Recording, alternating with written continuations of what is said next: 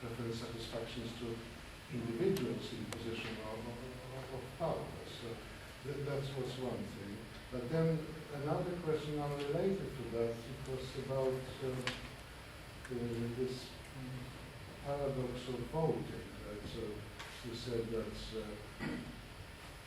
Brennan and Blavatsky, so they suggested the expressive model of the voting. It's really not that the voter thinks of what would satisfy, what outcome would satisfy his or her interest best, but rather there are other considerations having to do with symbolic nature of voting, expressing itself, telling your mates. In my case, I think it's mostly doing what my wife says.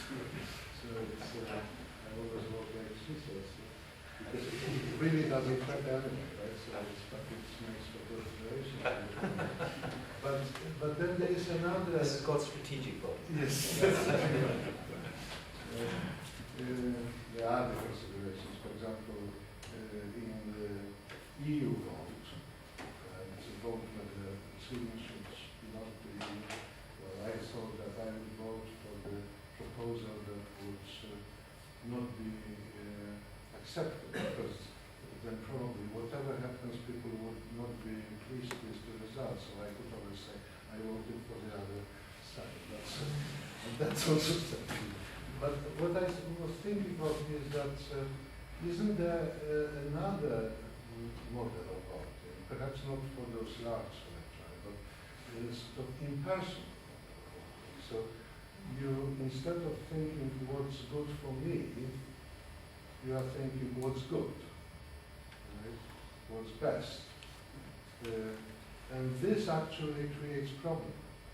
Right? If everyone votes how he or she thinks it's best, then presumably the result is not going to satisfy the preferences of the people. But so this seems to be a sort of, even if people are sort of very serious, right? But in another sense, they raise themselves about the personal level to the level of community. Well, then you get this paradoxical effect that the result won't be that satisfactory. Okay, thank you very much. Shall I respond? That's my question. Yes. Public choice is criticized for being pessimistic about human nature. And it goes to the last point you mentioned as well. It's criticized for suggesting that voters just think like self-interest of consumers. And that's represented as being a cynical view of human nature. And in fact, worse than that, many critics have suggested that because the public choice is the name of this Virginia public choice school that Buchanan founded, which is really, it's almost like the church which supports this particular model of democracy. It's got a negative and a positive side. At least that's one way of seeing it. The negative side, which upsets a lot of people, is this one you mentioned, a very, very pessimistic picture of human nature. The suggestion that we're all just homo economicus, we're all just in it for number one.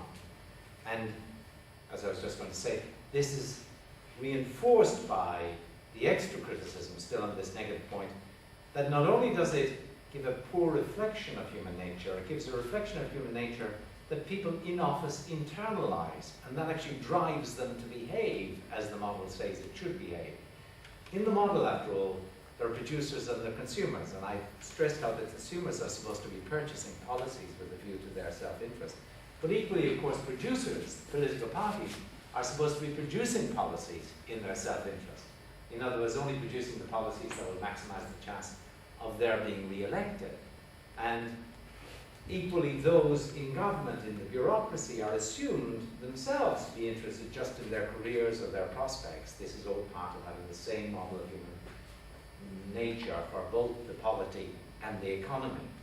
And now on the negative side, people have resisted not just the cynical image of human nature, but the fact as they see it that putting forward that model that this is how people are in politics can tend to make them be that way in politics. There's a nice little, I don't know whether many of you know these these various experiments that psychologists do nowadays on how altruistic people will be. So there are these little games you can play, things like the ultimatum game, which involves things like there are two of you in the game, one of you is given $10, and you are told that you've got to offer an amount to the other person, and if the other person refuses what you give them, then neither of you gets anything. But if they accept their share, then you both get what's allocated. So you might think, well, I'll be really nice, I'll give him $9. Well, you can be sure he'll accept it. She'll accept it, and you'll both get, but you only get $1. You might think, well, maybe I can go to $5 each. And of course, generally, that's regarded as still pretty altruistic.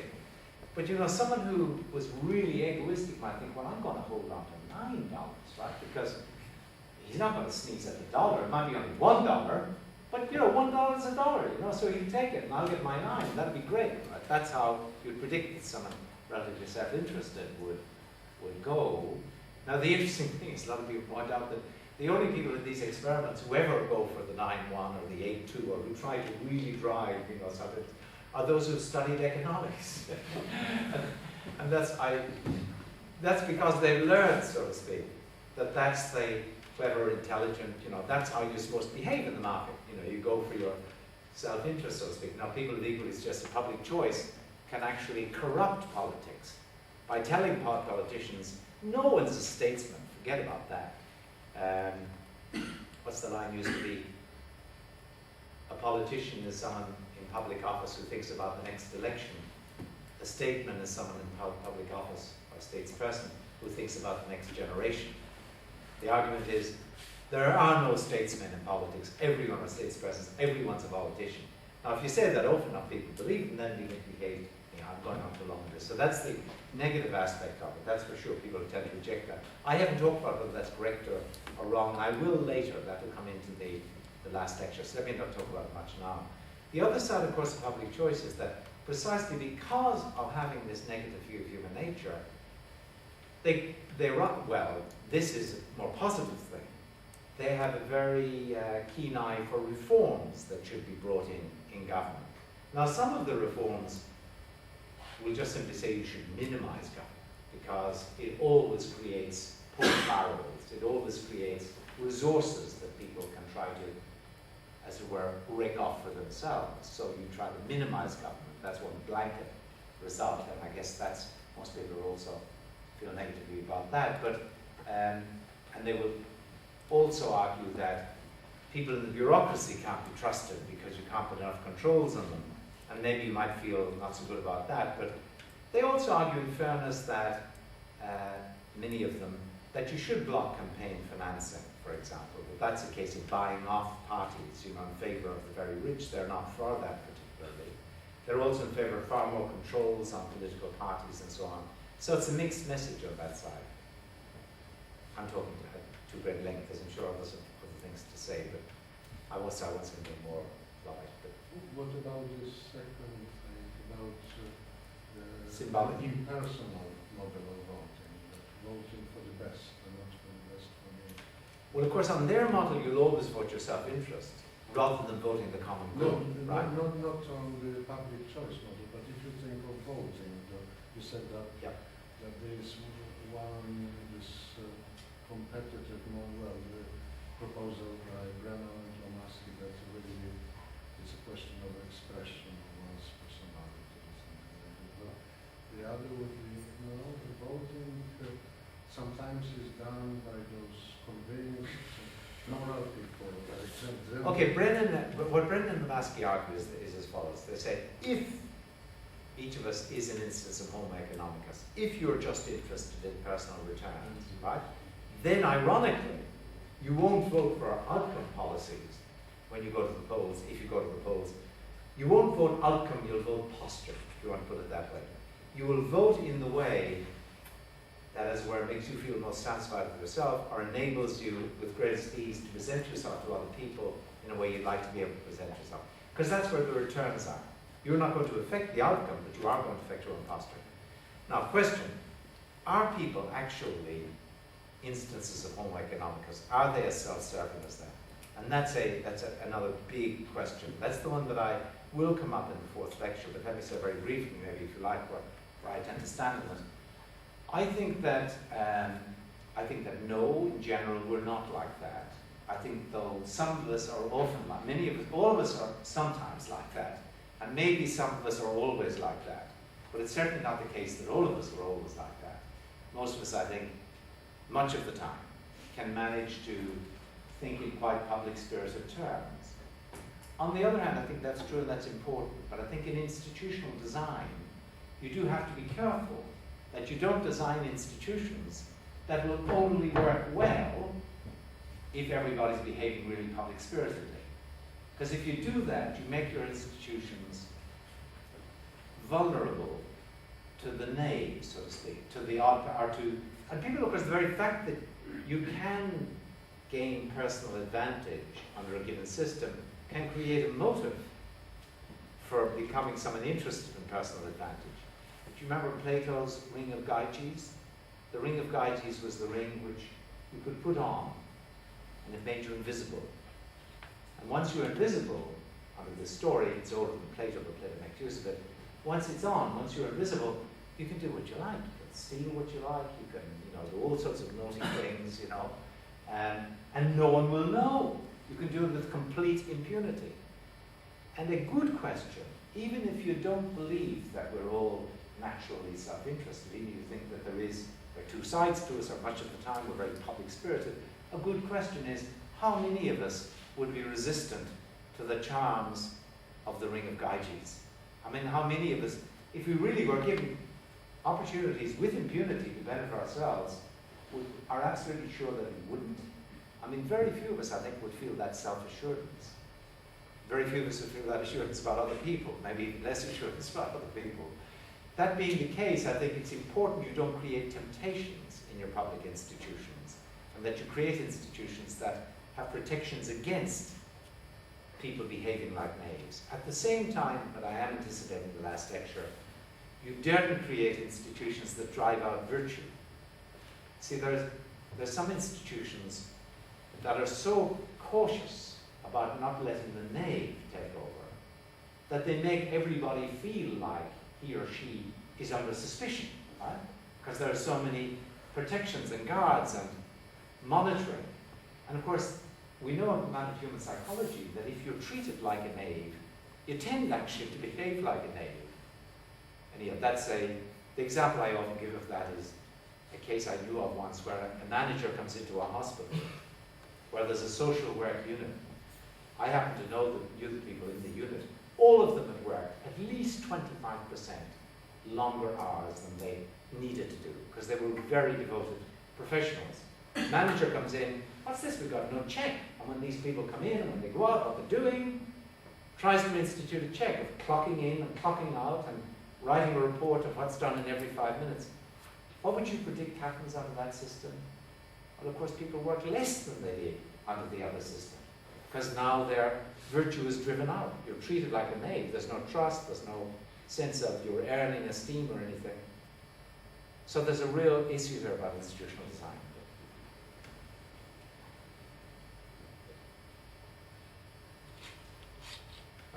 I'm wondering to what extent does the model of the rule of the populace presuppose a certain picture of man? You contrast the rule of the populace to the rule of the public and the rule of the public.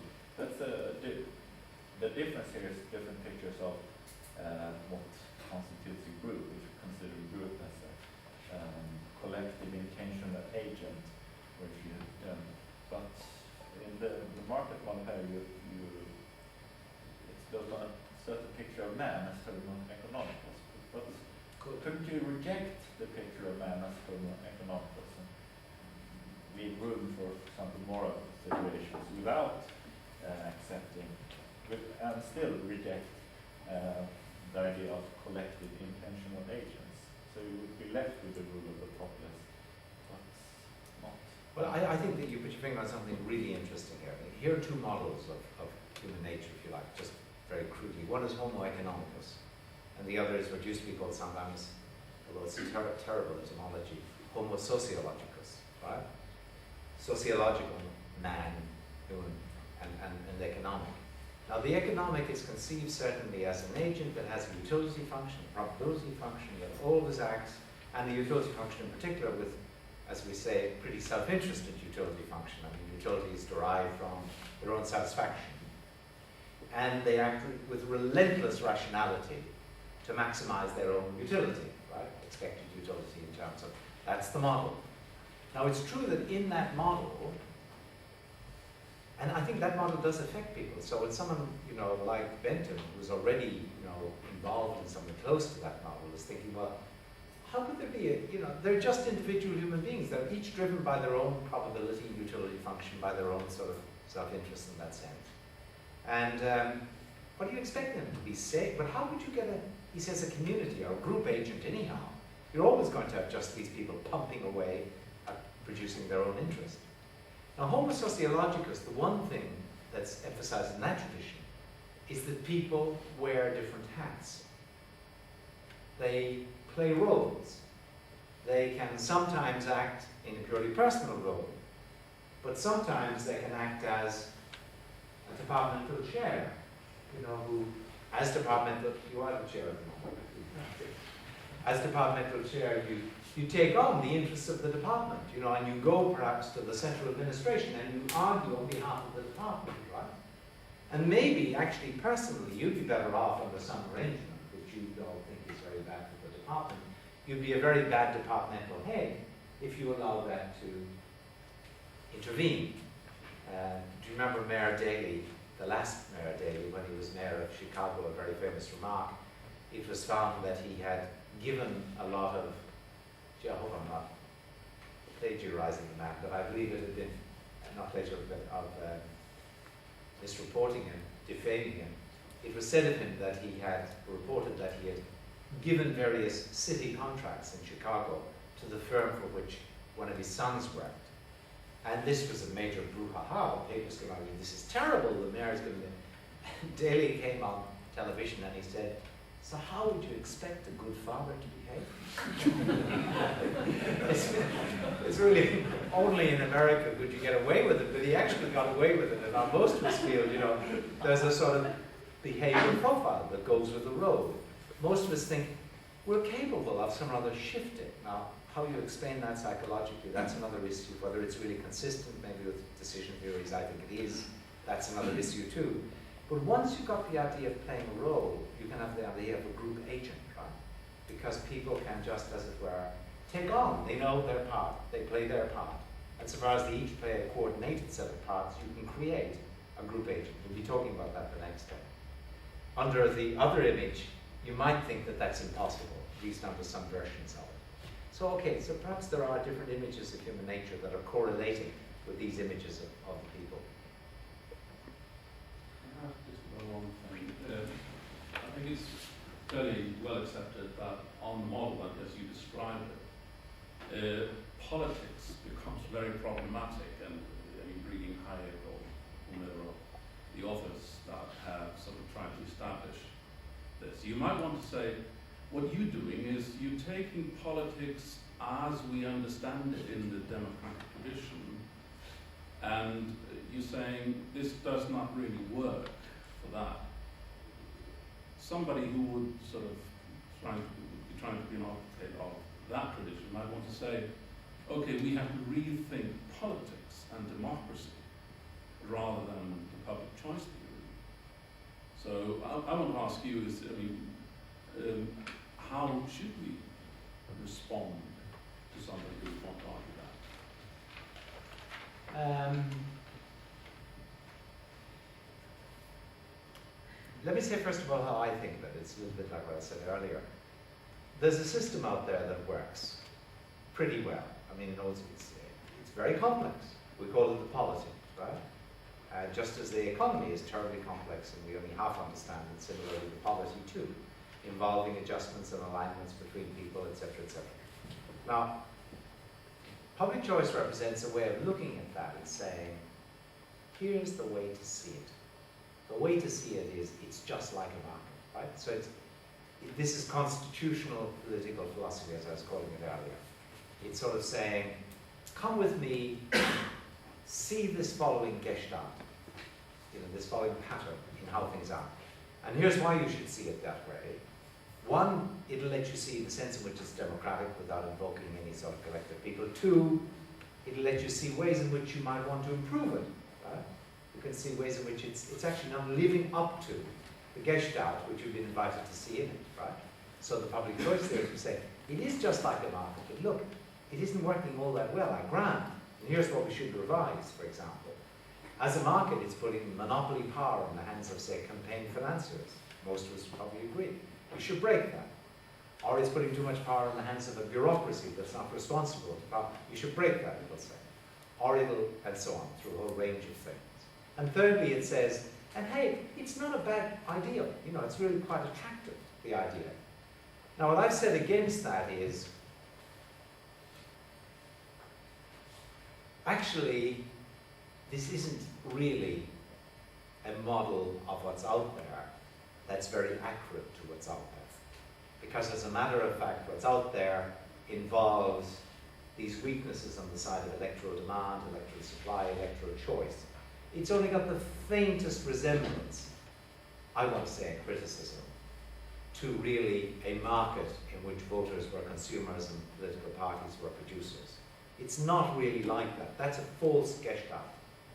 And I also want to say that in case it isn't really a model of democracy. Now, you say, well, the fault is in, okay, you can do that. Sorry, I'm thinking out loud really. So you say, well, suppose I come back at you and I say, well, the fault isn't in public choice theory, the fault is in reality. As in public choice theory gives us an image of how things might be, right? That would be much better than how they are. Okay, at one level, actually, I agree. I think there's a possible world, so to speak, in which you might be able to manage things so that public choice theory was an accurate account of how things were working, and maybe, and I also would grant it's probably better in many ways than what we actually have. But the thing about that possible world is it would have to be a possible world in which you got over problems of the kind I mentioned, like electoral demand. So somewhere or other you'd have to get people to be prepared to vote their interests in the outcomes, rather than voting their posture, as I was putting it, for example. You'd also have to get a set of rules that we could indeed all more or less agree on, or at least belong to a family. Maybe you could do that too.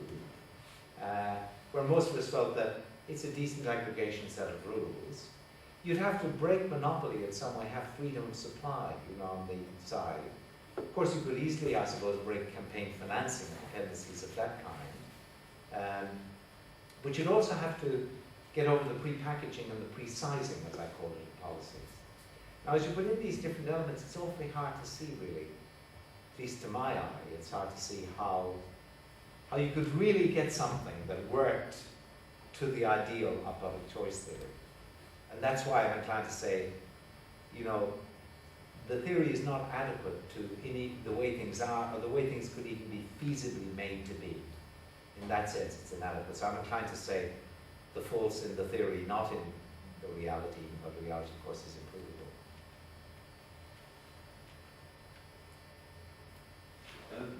This problem about pre-packaging and pre-sizing, the extent to which that's a significant problem, doesn't that depend on what our preferences look like in this area? In certain areas we sort of have very fine-grained preferences, but in this area we might have sort of just rough preferences about certain sort of vague ideas or values that we want to see implemented. And in that case then, given that certain packages embody these ideas, then it might not be a great problem that they come in packages. Maybe I've overstated those problems. I see what you mean. Well, let me paint it in alternative scenarios. Suppose you had of course it would have also other faults, but suppose you had an electoral world in which there were many, many different parties, right? And these parties, for any given policy, you could find a lot of variations on that policy, fine-grained variations, not just crude alternatives. And for any such fine-grained policy, you could find it matched with a whole range of other policies. So you've got over the pre-sizing problem, and you got over the pre-packaging problem. So you get a whole range of things. Of course, you would have other problems in such a world, which is we'd all be dazzled by choice. I can quite see that. But if we're just looking from the point of view of what we individually want, actually it's a bit reminiscent, at least I've noticed like this in Sweden, of buying different mobile phones, cell phone sort of packages. You know, you can vary the plan, you know, so that you can make local calls or distant calls. It doesn't seem to ring bells, does it? Maybe Sweden is different. I can see, all right, maybe people would prefer the coarser packages rather than those finer because they'd be dazzled with all the variety and would hardly even be able to compare them. Okay, if that's the case, then that particular line of criticism isn't going to cut very deeply.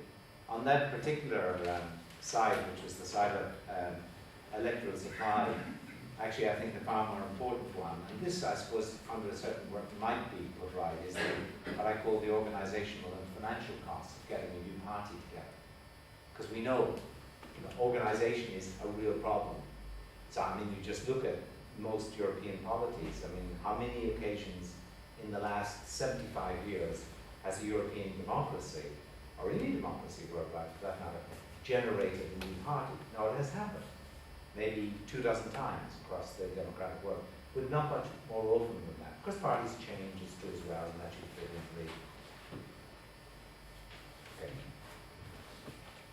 I was just thinking, Abby, one thing that I think was missing from the list of problems when it comes to delivering.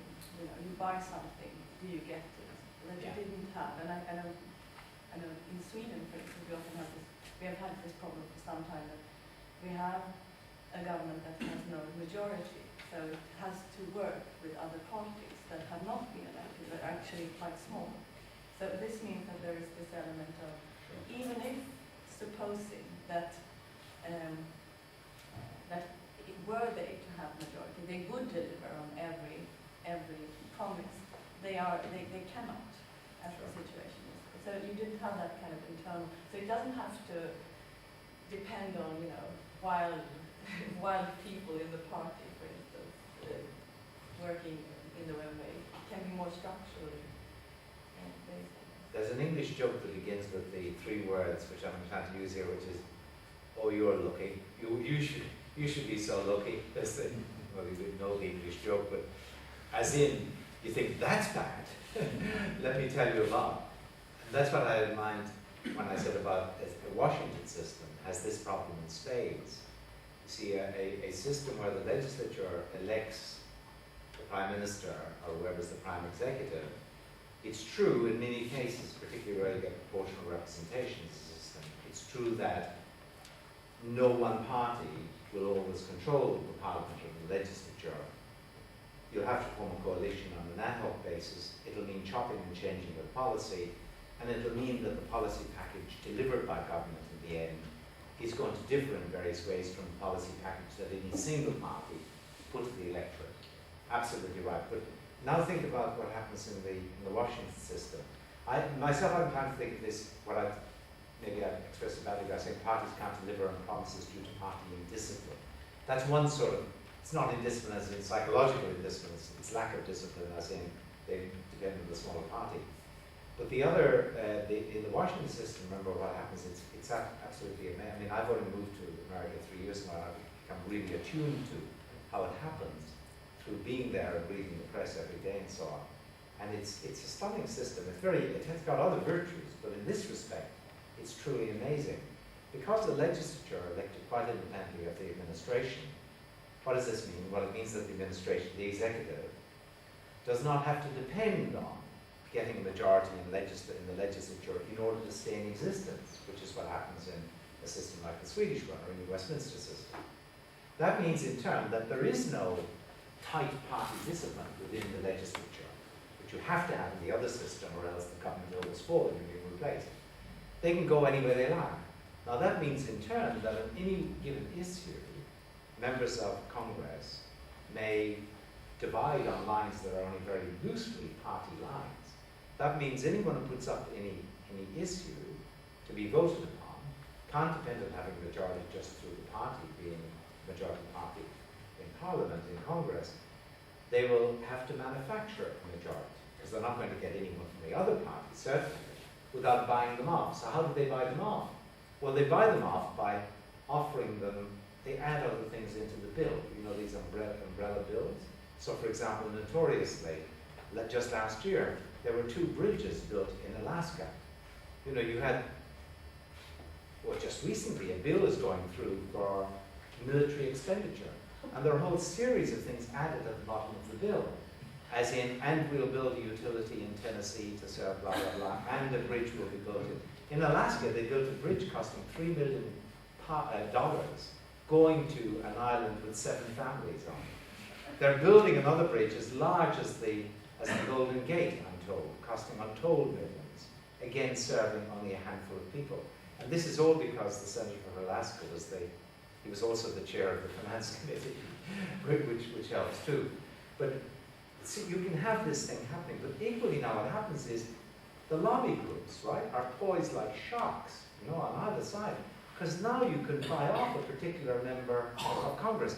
If you go to a member of a government party in a system like this, and you say, you know, I'm not going to support you in the next election, or we put up a candidate against you, or we, you know, will, whatever it might be, unless you vote our way, he'll say, or she'll say, look, I've got to vote for the party. So it means lobby groups have got to buy off the whole party. It's very difficult. In America, you can pick off particular representatives because they're not tied to party voting. And it goes on and on and on. But the result is there's a very little correlation between what's actually said to the electorate and what happens at the other end. I mean, I can understand that this is a problem, but if you take, you know, the model says democracy should work, or it does work almost as the market does. And then you say, well, it's problematic because you buy these policies and they are not delivered. But do you really buy policies? Because we are all, you know, we do see these things, so we know what we're buying. I mean, of course, if the system is as erratic as the American seems to be, that's quite problematic. But say, for instance, in Sweden, that we know that if we work for instance, for the Social Democratic, we are in fact voting for a coalition. So we know that. So we know that, okay, they are saying this, but probably there will be, you know, these discussions. So but we buy it anyway, and we will have it delivered. We will have something like what was promised during speeches. I mean, so it's not. I mean, it sounds so simple. You buy particular policies, and they are not delivered. But if we are rational, economic, even on the economic market, we know that we will be tricked, and we will not get exactly what we buy. It will not look on the picture when I go to McDonald's. It won't look this perfect and crispy. It will be soggy and discolored. But I know that, and I buy it anyway. So it's been. Okay, so I'm not sure though where you're absolutely right. I mean, yeah. But I'm not sure where the common pleads. I mean, one way I guess you might think, but is grist to mind. I mean, as in it's saying, look, anyone that says that there's a perfect sort of market up there and you like it, it's so far from that, you know. Or you might take it as pro this model, I guess, as saying that, well, okay, I mean, if you want to talk about a model under which we're supposed to be picking policies or even packages of policies, then, but it is a model of how we pick, well, what you might call it is we pick lotteries, you know, we pick gambles, you know, we pick like a roulette wheel. I love that roulette wheel over there that gives me a 50% chance of having this package and a 40% chance of having the other package, etc. So it gets sort of, okay, but now it's looking like it's looking like the sort of market none of us would really like to shop in much, you know. Wherein you go in to buy, but just as you're about to buy, well, you get struck down with this thing about how it feel like, you know, you forget about real demand, right? And then when you actually go to spend on what you know will be just like an impulse that will take you over, that's to pick up the expressive floating bit, you'll find that actually there's very little on sale around here. You know, cripes, I thought I wanted to, oh, I've got to get a hamburger and a suit. I don't want a suit. And I've got, you know, it's all packaged together, and I only got this size, only size 10, no size 9.5, right? But, you know, because that's second. But then you find if you actually spend your money, what you have, on an impulse basis to buy these very restricted range goods, well, there's only a chance really you'll get them. You know, you might get actually quite a different sort of selection or package. I mean, that's how it is. That's exactly how it is. Now, the trouble is, we all laugh as we describe it because it's sort of, it's a very, very strange market. It's like a Monty Python market, really, isn't it? I mean, it doesn't answer to, as it were, the high ideal we were presented of thinking of it as a model of the economy in which the people really are I mean, this is such a loose sort of self-determination.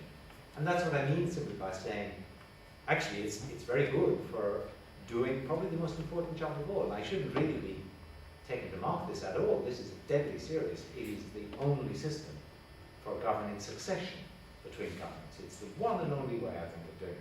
Short of a lottery, actually. That would be another way, except I think in all sorts of ways the lottery wouldn't have legitimacy that this does have. It's great at that, but it isn't much good at anything else, and it doesn't really give us an image of the people ruling themselves. I think we have a last question before we go upstairs and have a drink and continue. Answering your last question on whether democracy is normatively attractive, Yes. you pointed to this, that democracy is preferable because it breaks the line of the dynasty, or it is better than monarchy or whatever.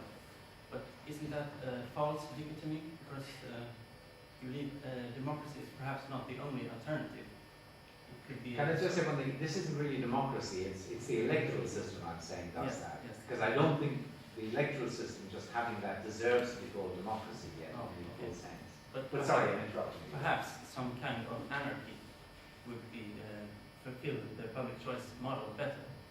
You also said that public choice model leads us to democracy has to rule in severe limits, but perhaps public choice model will lead us to reject democracy altogether.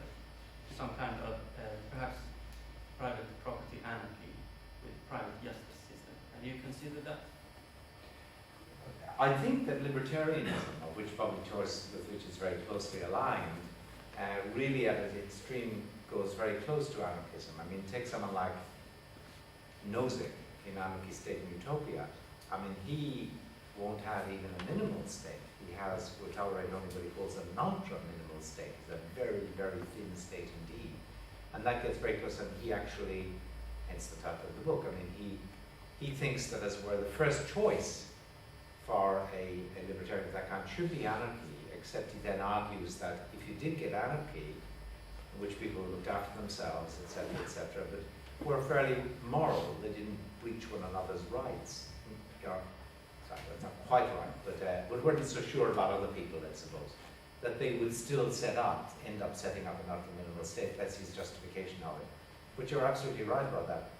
Now let me just say one thing though about the public choice model. Historically, it's quite interesting. The public choice model was developed by economists out, I would say, of generally the utilitarian tradition that I've mentioned. James Mill is in the background there.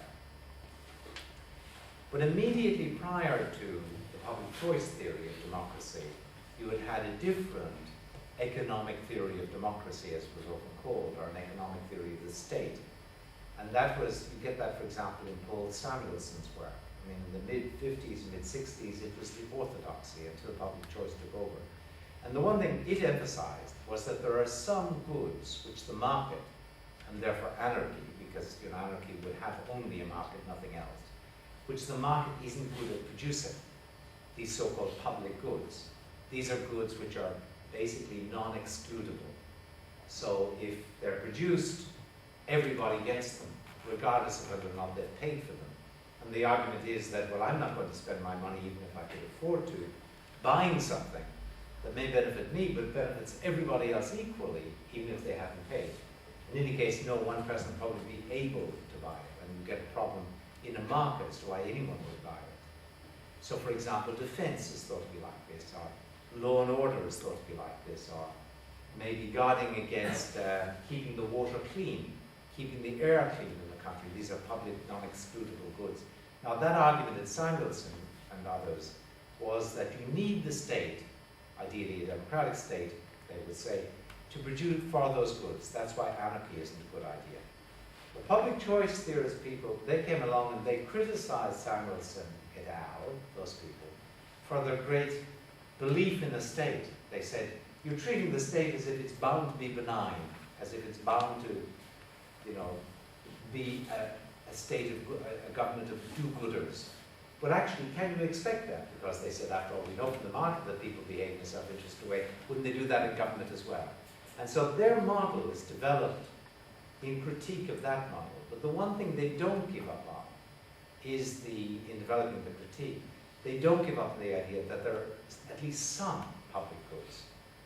They think there are at least some goods that you need a market for. And hence, I think that will always block a slide into full anarchy from the public choice model.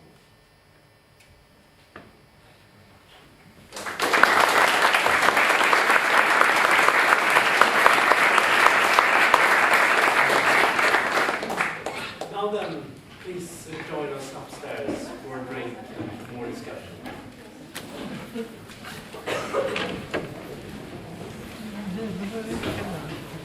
Voting results, it's a kind of collective belief, probabilistic beliefs or degrees in belief.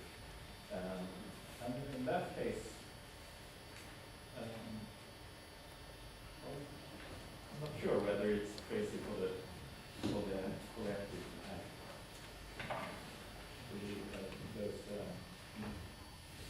You're absolutely right. Let me just answer by way of concession. The former result that Christian and I proved in 2002 and a lot of the other results bear only on creedal states, if you like, which come in an on-off form, like judgments. Like the idea with the belief as you take it is what you might call a credence, as in there are degrees of credence. And the content of credences are always non-probabilistic, like P, Q, R, or whatever, and then you can have degrees of such credence. We are doing it simply with judgments, which you either judge something to be the case, or you don't judge it to be the case, or you judge it not to be the case. And the content may be, of course, with this notion, may be probabilistic. You may judge it to be the case that probably so-and-so. This is half judging it to be the case that so-and-so, or judging it with some degree of confidence to be the case that so-and-so.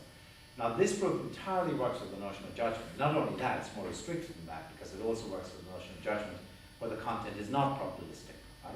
As you say, because, again, you're going to get the problem with probability contents, that you won't get the same rules of logic governing them as with non-probabilistic contents. That's certainly an idealization and a simplification. Okay, so what to say about it? Well, one is that, and again, Peter and Blodek probably know more about this than I do, and maybe other people in the audience. The corresponding results aren't there as yet, though there are some results that are relevant in past literatures, and people I know actively claim to be on the track of other results currently, which would parallel the results I've talked about and would involve probabilistic credences rather than judgments. And really, I can't speak to that because I'm so relatively an expert on it. But the other thing to say, I think, is maybe more relevant to our purposes, which is that when it comes to group agents forming, right? Because at least as I think of group agents, now there may be other logically possible ways in which they form, but the way I think of them forming on the basis of joint intention, as I said at the very beginning, that each of us intends that we together shall pursue certain ends, each of us intends that each of us will do his or her part because of believing others will do their part, and this is a matter of common belief amongst us as a whole. On that way of constructing either joint ends or joint judgments, as in each of us intends that we as a group and our representatives shall take it to be the case that P, right? Each of us intends to do his part in making the case that we shall take it to be the case that P of this matter of common knowledge. On that way of, as it were, talking up group attitudes, then you will go with judgments rather than credences, okay? At least most plausibly. And now actually think about, the way groups of this kind work. They tend to work in terms of forming judgments of this kind. Of course, they may often put in probabilistic content, that's true. But the notion of judgment fits rather than the notion of credence with this particular way of constructing group agents, which I take to be, the most obvious dominant way. I suspect there are other people who have things to say on this. But if I sort of may continue on Magnus, I guess this is what Magnus thought was, no, think of this, it's not credence, thinks of judgments or acceptances of certain standpoints as determined by your premises. So, supposing that your probability for a proposition is above a certain threshold, then you say yes. If your probability for the negation is above a certain threshold, then you say no, but you have also a possibility of saying neither if your grievances are in a certain interval.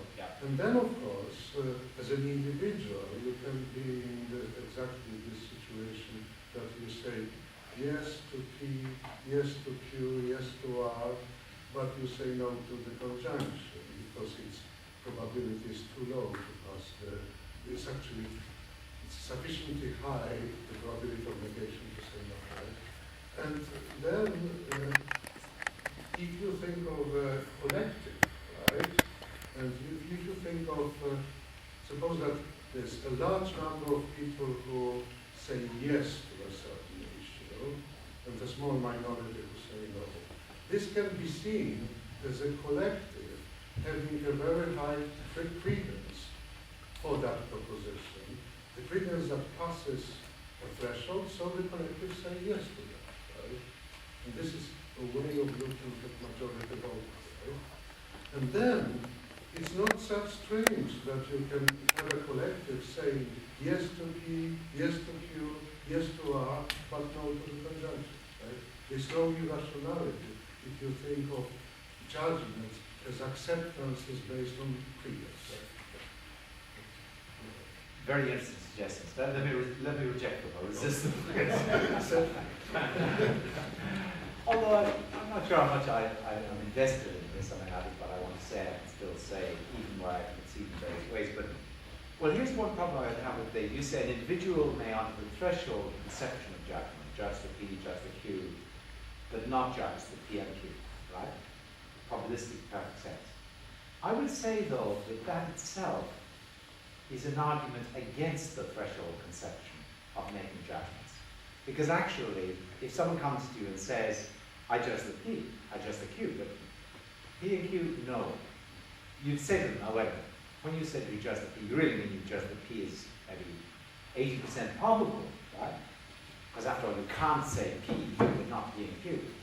And surely you're inviting the person to backtrack a bit. And I think I predict that's how most of us would backtrack and say, yeah, well, okay, what I meant is I didn't really mean P, I meant 80% probable that P, I meant 50% probable that, 60% probable that Q, and of course I don't think that P and Q, because that's only 48% probable, assuming they're independent.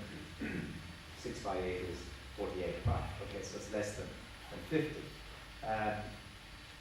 So they're self-correct. But that itself is a way of suggesting that the theory of judgment, according to which I judge the P whenever my degree of credence that P is higher than, take any limit you like, is a questionable theory about judgment. And there'll be tigers in those mountains, as we know, sharks in those waters. It's difficult territory. As I say, you two know it much better than I do. Now, on the other question, though, about we could interpret a group when it says, for example, P, Q, R, but not P and Q and R, we could interpret it as having just a degree of belief in P and Q and R, in each of P, Q, R, that would not in P and Q and R, but sufficiently low enough to. The trouble with that suggestion is that often where a group will go is going to be path dependent. So depending on which issues to take a judgment on first, right, they'll say, okay, well, we've got to judge this class, because previously we've announced that we judged it, we put our colours to that mask. We've got to make this judgment, we're going to look silly or whatever.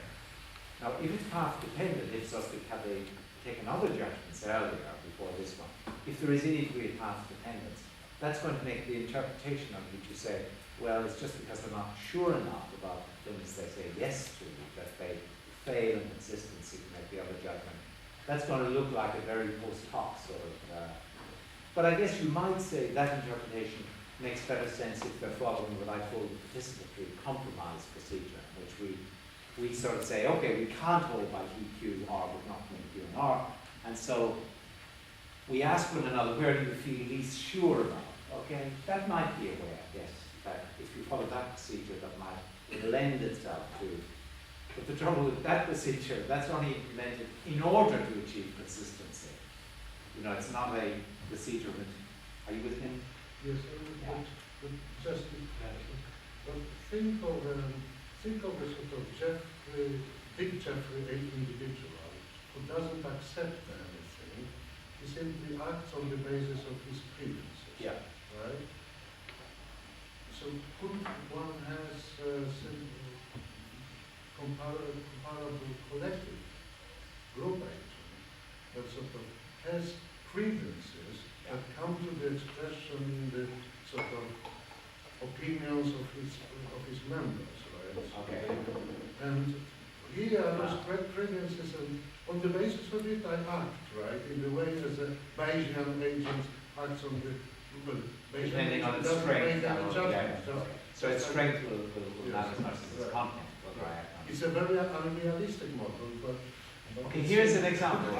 I read recently, many of you may have done this wonderful recent stuff on how swarms of bees behave. Apparently when a beehive breaks up, it's at the end of the season, or the beginning of the season, the existing queen leaves the nest, the hive, with about half of the other bees in attendance, leaving her daughter as the queen of the old hive. And then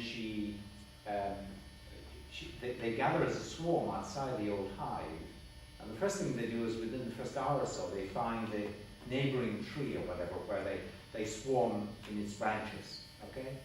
And then they send out various bees leave this swarm, go off in different directions, and they come back and each of them does a dance that indicates three things. One, the direction and distance of another potential place to build a hive, and thirdly, the quality of this particular location. It's an extraordinary thing. And of course, they each come back doing different dances. You know, no, over here, no. I mean, you could sort of see it like that. And through a mechanism that's not yet fully understood, they adjust to one another, right? So maybe it's, you know, if you think it's really high quality, you dance for longer, so you outdance the other guys who stopped before you while you're still dancing. They go, oh, he's still going, you know? And perhaps they then go off to go to the location where that person's still dancing, that bee's still dancing is indicated, and check it. I don't know what the mechanism is, I don't think it's known. But there is a mechanism whereby after about 2 days, and it takes 2 days, all of the messenger bees come into alignment with one another. They're all dancing the same U position. And as soon as they come into unanimity, as it were, they all move off, right? Now, sorry, I take that example. It's entertaining video, isn't it? It's a bit of a break, but the example I like because you can imagine, you can see this swarm of bees as a sort of lower agent, right? And you can imagine, you know, it behaving in such a way that we say, well, it's pretty sure that the hive that you should go to, the new location, is over there, but it's got a certain degree of credence still that it's over there, and that's why it's still sort of wobbling. There's still some messages coming in with deviant messages, and it seems sort of half balanced, and you sort of say, oh, its degree of credence is growing. You know, now there are fewer messengers. You know, you can, hey, it's gone high enough, it goes off, right? But the interesting thing about that story, about how a group agency is formed, is of course it's formed on the basis not of other intentional attitudes, at least we presume not.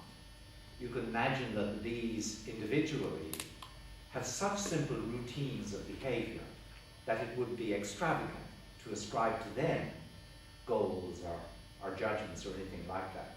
Maybe they're so simple you could see each one of them as responding to fairly simple chemical cues, right? At least that people tell us that is not. That's one sensible way of seeing individual bee behavior. So what you're getting is a swarm, it's almost like an organism, to which, because of the complexity of its behavior, we ascribe beliefs and desires in aggregate, but we don't to the individual members. So it's a bit like the neurons in a brain, presumably don't have beliefs and desires, but the brain as a whole does, or an organism does.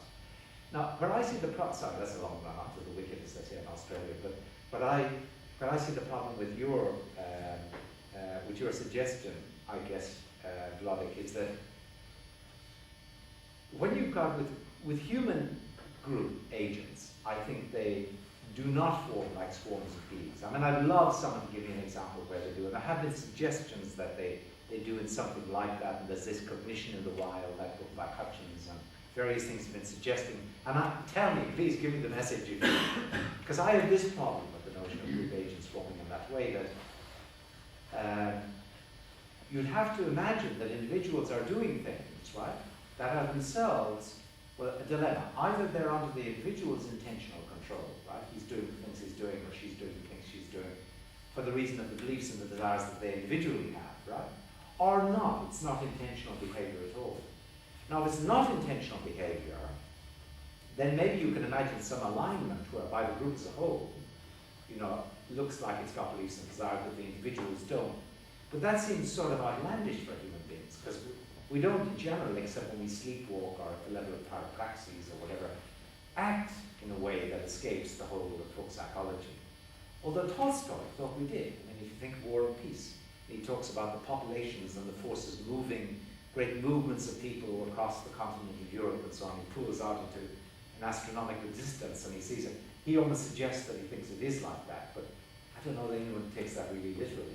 Now, if you go to the other horn of the dilemma and assume that we do individually have beliefs and desires and the ways we behave, and thereby creating group behavior, it's sort of, at least I find it hard to imagine how we do that, other than having amongst the beliefs and desires we have the sort of group-oriented beliefs and desires postulated in the joint intention model.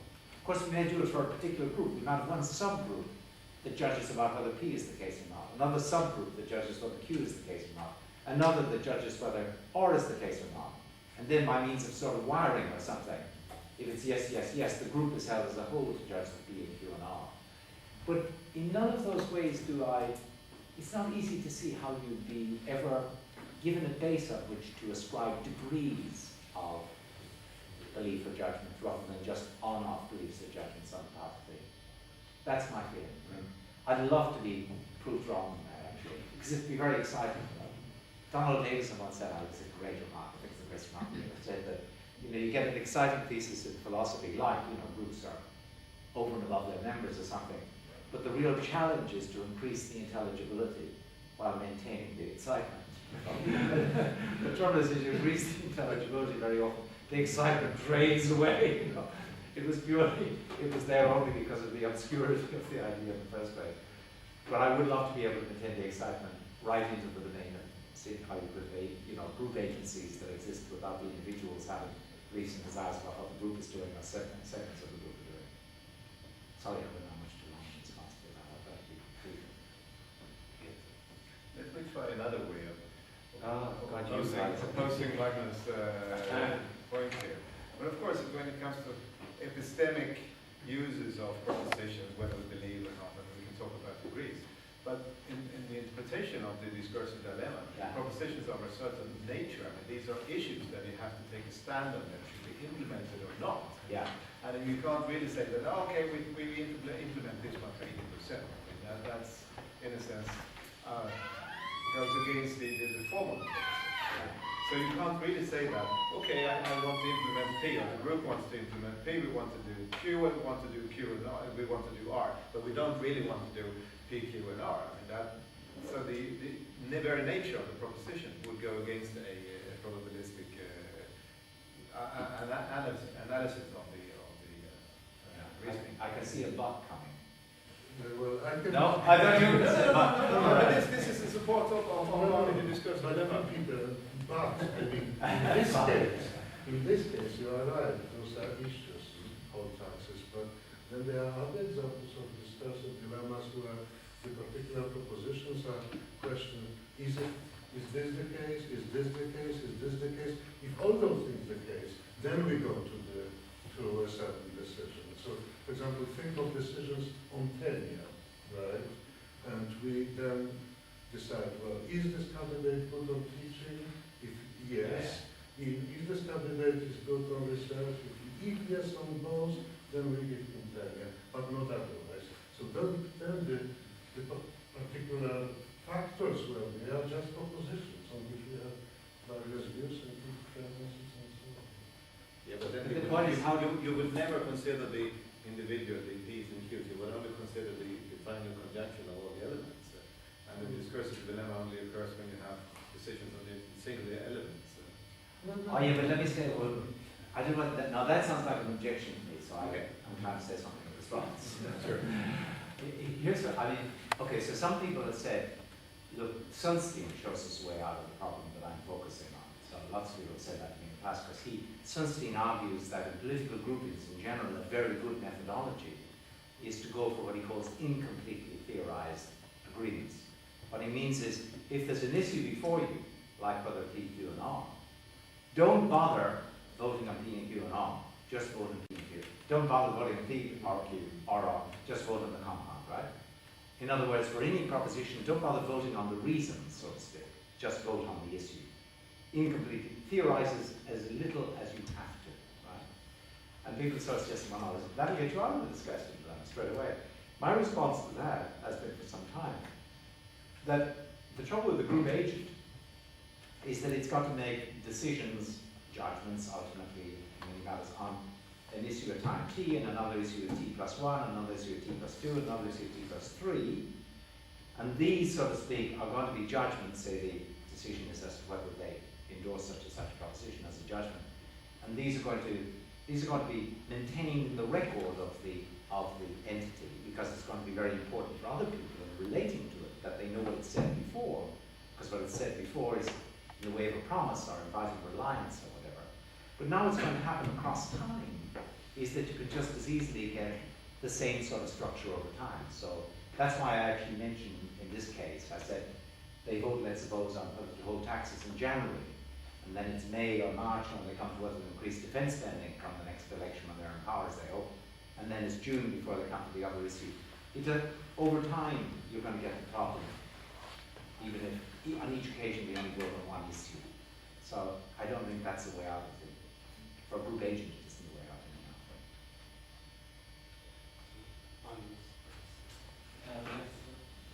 Different issue. In your model, you describe collectives as agents. You admit for collective agents, but still your model is quite individualistic in the sense that individuals come into the model with their preferences and beliefs fixed, and the collective mind is made up from those prefixed individual beliefs and preferences. But I think it's an interesting question how being a group member affects your preferences or beliefs. That there would be some kind of movement the other direction. And well, my impression is that what people might in many cases behave like the beast that you described, we adjust. That people do not have very specific judgments or preferences on most issues. We might have some very clear judgments on some issues, but on many issues we don't really know, and then we adjust to our environment. For example, when you visit the public sauna in Malmö, you listen to the people talking there. Someone has an opinion, and eventually everyone has the same opinion. Or perhaps there are two people having two different opinions, and then most people are silent until they notice in what direction the situation seems to tip over, and then suddenly everyone has a opinion. So, have you thought about whether? No, that's you put your finger on a very, very rich line of thought. In this model I gave you, you're absolutely right. There's an assumption that people come to the table with their prefixed views, and then they just want to construct the view of the group, and they may find the view they've got to give to the group is something other than their own prefixed view. Right? But actually, for example, it's quite you can develop the model slightly without in any way causing a problem by saying that actually what tends to happen, as a psychological factor with many people, maybe it's a way of reducing cognitive dissonance, right?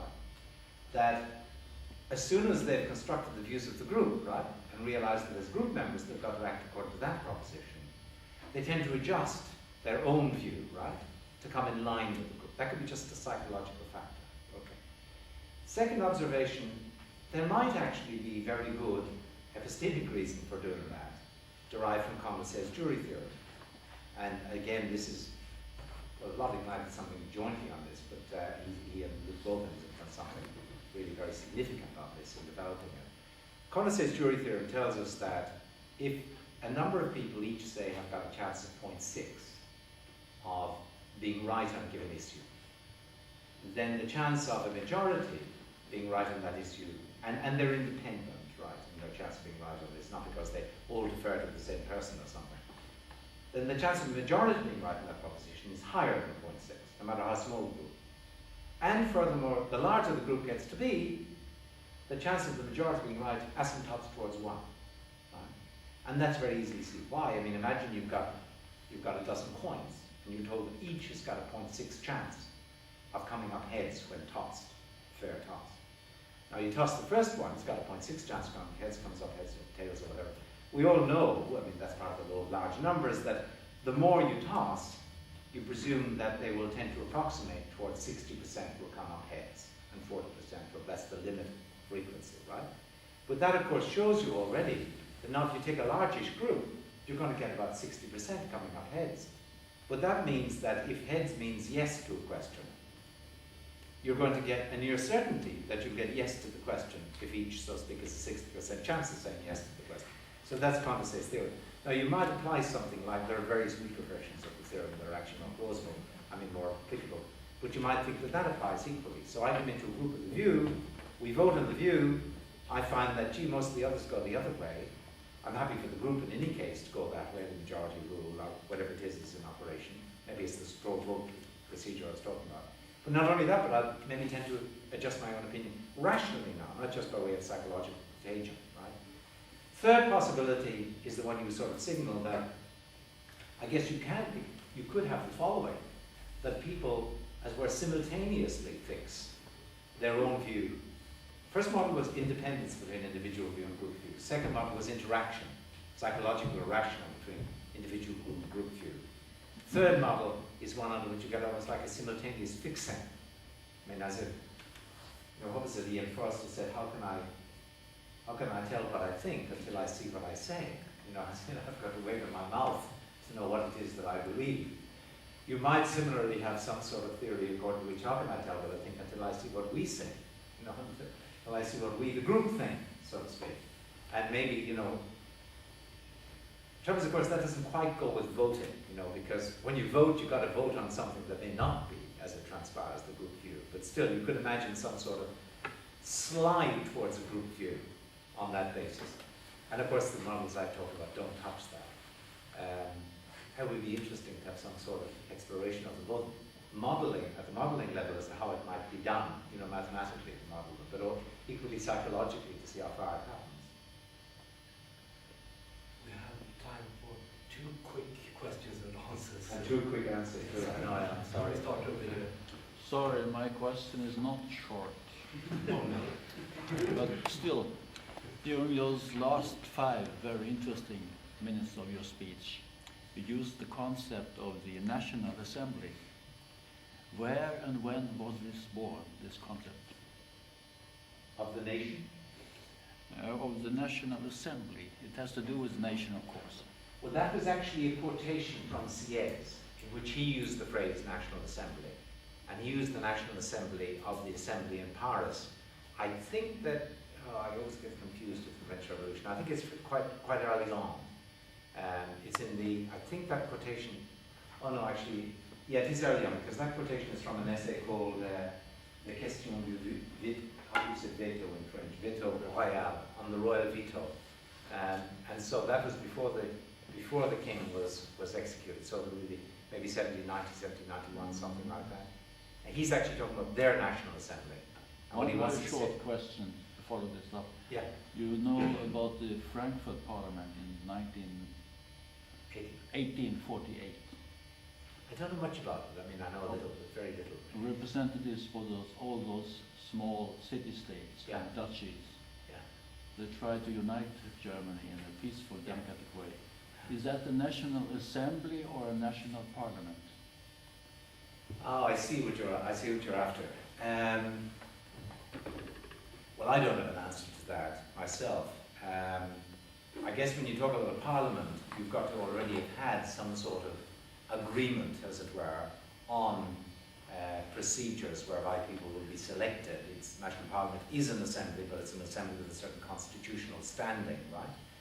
Whereby expectations are presumably firm enough for legal cases to be brought about whether someone has the right to be in it or whatever it might be. Whereas with the National Assembly, you might use it more loosely for just any grouping that claims to speak on behalf of the nation. Now, actually, Sieyès does address that quite explicitly in the famous essay on the Third Estate. I think he's a much underread author. I mean, he's really very interesting on it. He's slightly, it's a wonderful moment historically of transformation, I think. But he there does ask himself the question, well, the nation, as he sees it, exists in the 40,000 parishes of France. So that's a very concrete sort of, it's a gesture hand-waving towards the nation. And at the other extreme, he says the nation, as it were, by definition, is what the representatives speak in the name of. It's what they, in the National Assembly, speak for. So what they say is what the nation thinks. There's no sort of contingency in the relationship, no possibility of misrepresentation. But he does, of course, face the issue that anyone will face, which is, well, what about before the rules were laid down for the National Assembly, as he called it, or Convention? Who then spoke? Who can then speak for the nation? There isn't anybody, so to speak, who's been given that job, especially since he thinks that the king did not speak for the nation. And he vagues it up in, again, an Australian expression. He renders it, so to speak, strategically vague. And he basically says, well, anyone who can get enough people with him who sort of agree with him can speak for the nation. It's like, and I'll talk about this actually in the fourth lecture, I think, it's like when, you've got a group of people and someone says, what do you guys think? And, we haven't talked to someone, but someone sort of says, what we think is such and such. We demand, that the factory be closed at 5 o'clock or that we're, And where someone who speaks like that is really challenging others to deny or to deny his right to speak for the group, or challenging others to say why this isn't the group view. He, as it were, puts forward a hypothesis. This is the group view. Anyone disagree, And if they don't disagree, well, it is the group view. I think that's Sieyès' sort of picture at that stage. And you might talk about a National Assembly forming, I suppose, that isn't yet a national parliament under those circumstances. Thank you.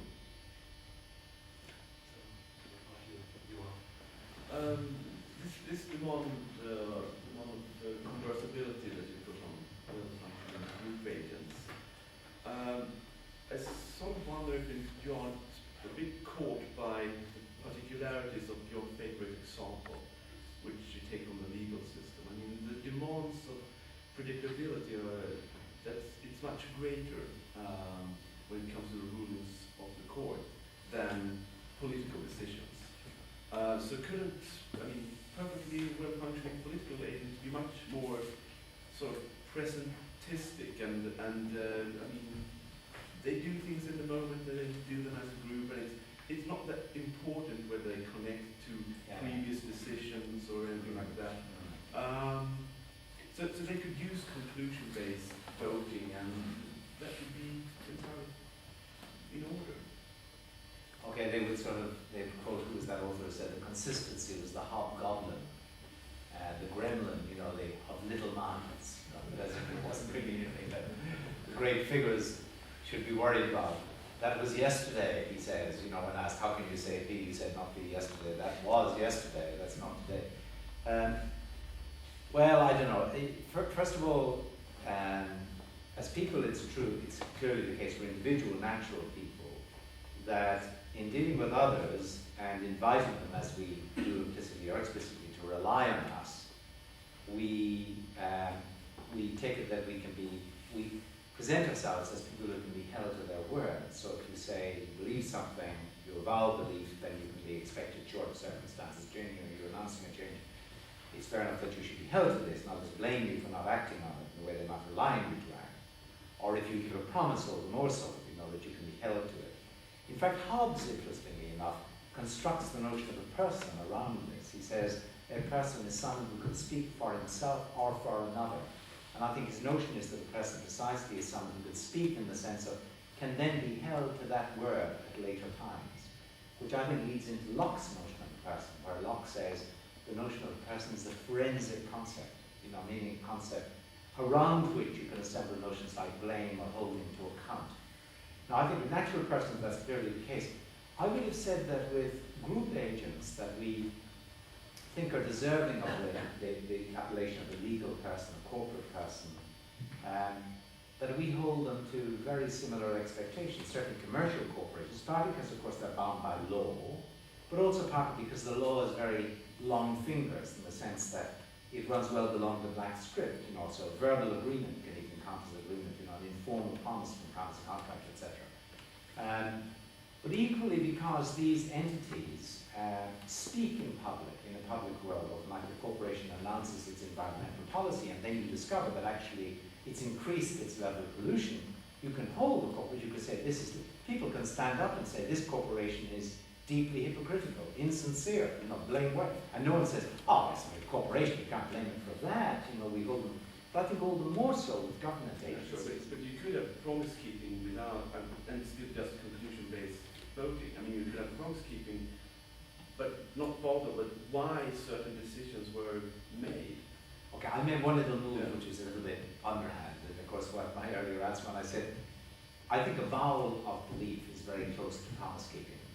When I tell you, I believe in P, there are two ways you can hear that. One is, you ask me what I believed, and I started looking into my mind and say, gee, that's very interesting. I never thought about that. I think I believe that P, right, as in reporting on yourself. But most of the time when we self-ascribe beliefs, it's by way of avowing the belief. We're not sort of saying, I think that's what I believe. We're saying, you can hold me to it, you avow the belief, as we say.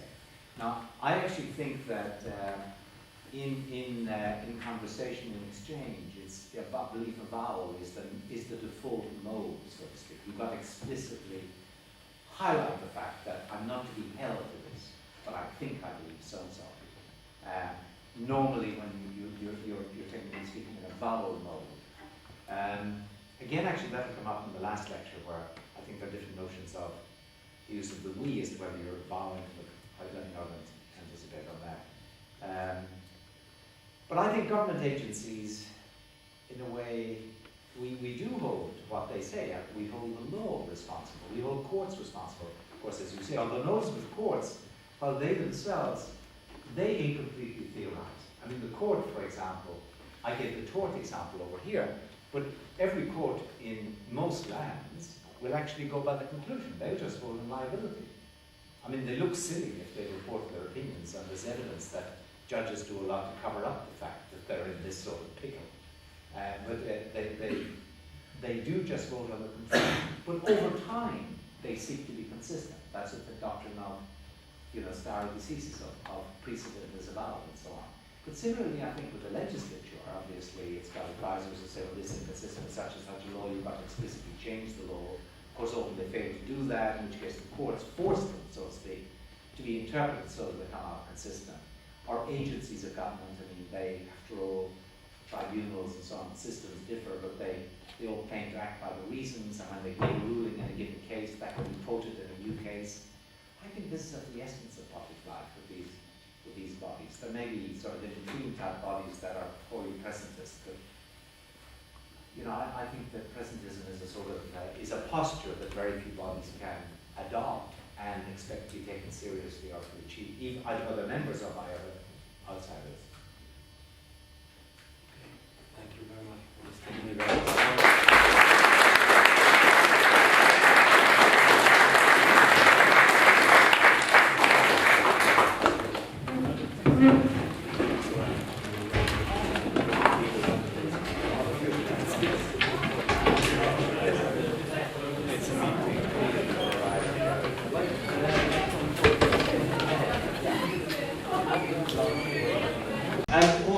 I would like to have even more pluralism today. So we invite new people to ask questions, and don't be afraid of the recording, because we don't publish it from the net. Okay? So please.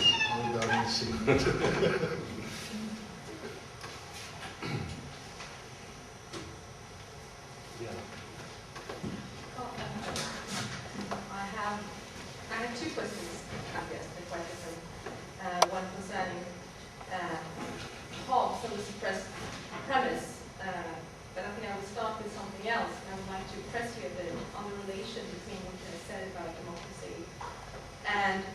what you speak of in other contexts about relations of non-domination.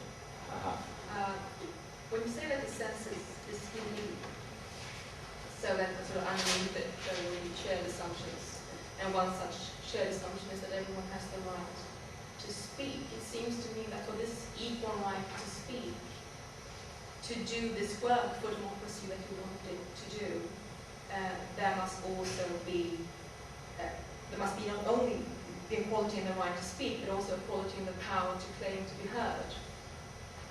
So it seems to me then, maybe, that the relations of non-domination would have to be established already. And if so, is it the case that democracy is not really a resource in achieving non-domination because it presupposes that it's there already? Very nice, Issy. Can I talk about Yeah, before you sure. bring up the house, Issy?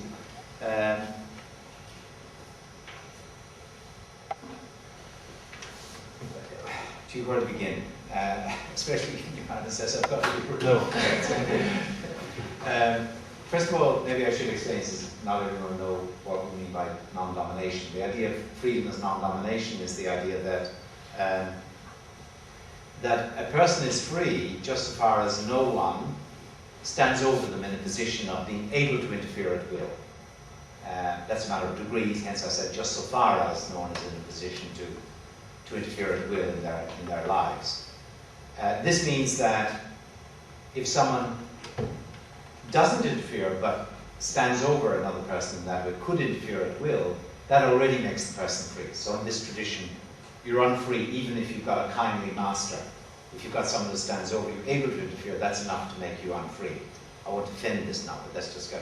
And the other implication of that way of thinking about freedom is that if somebody does interfere with you, but under constraint, that means they actually have to track your interests, your perceived interests, your interests as you see them yourself. They've got to track your interests in interfering with you.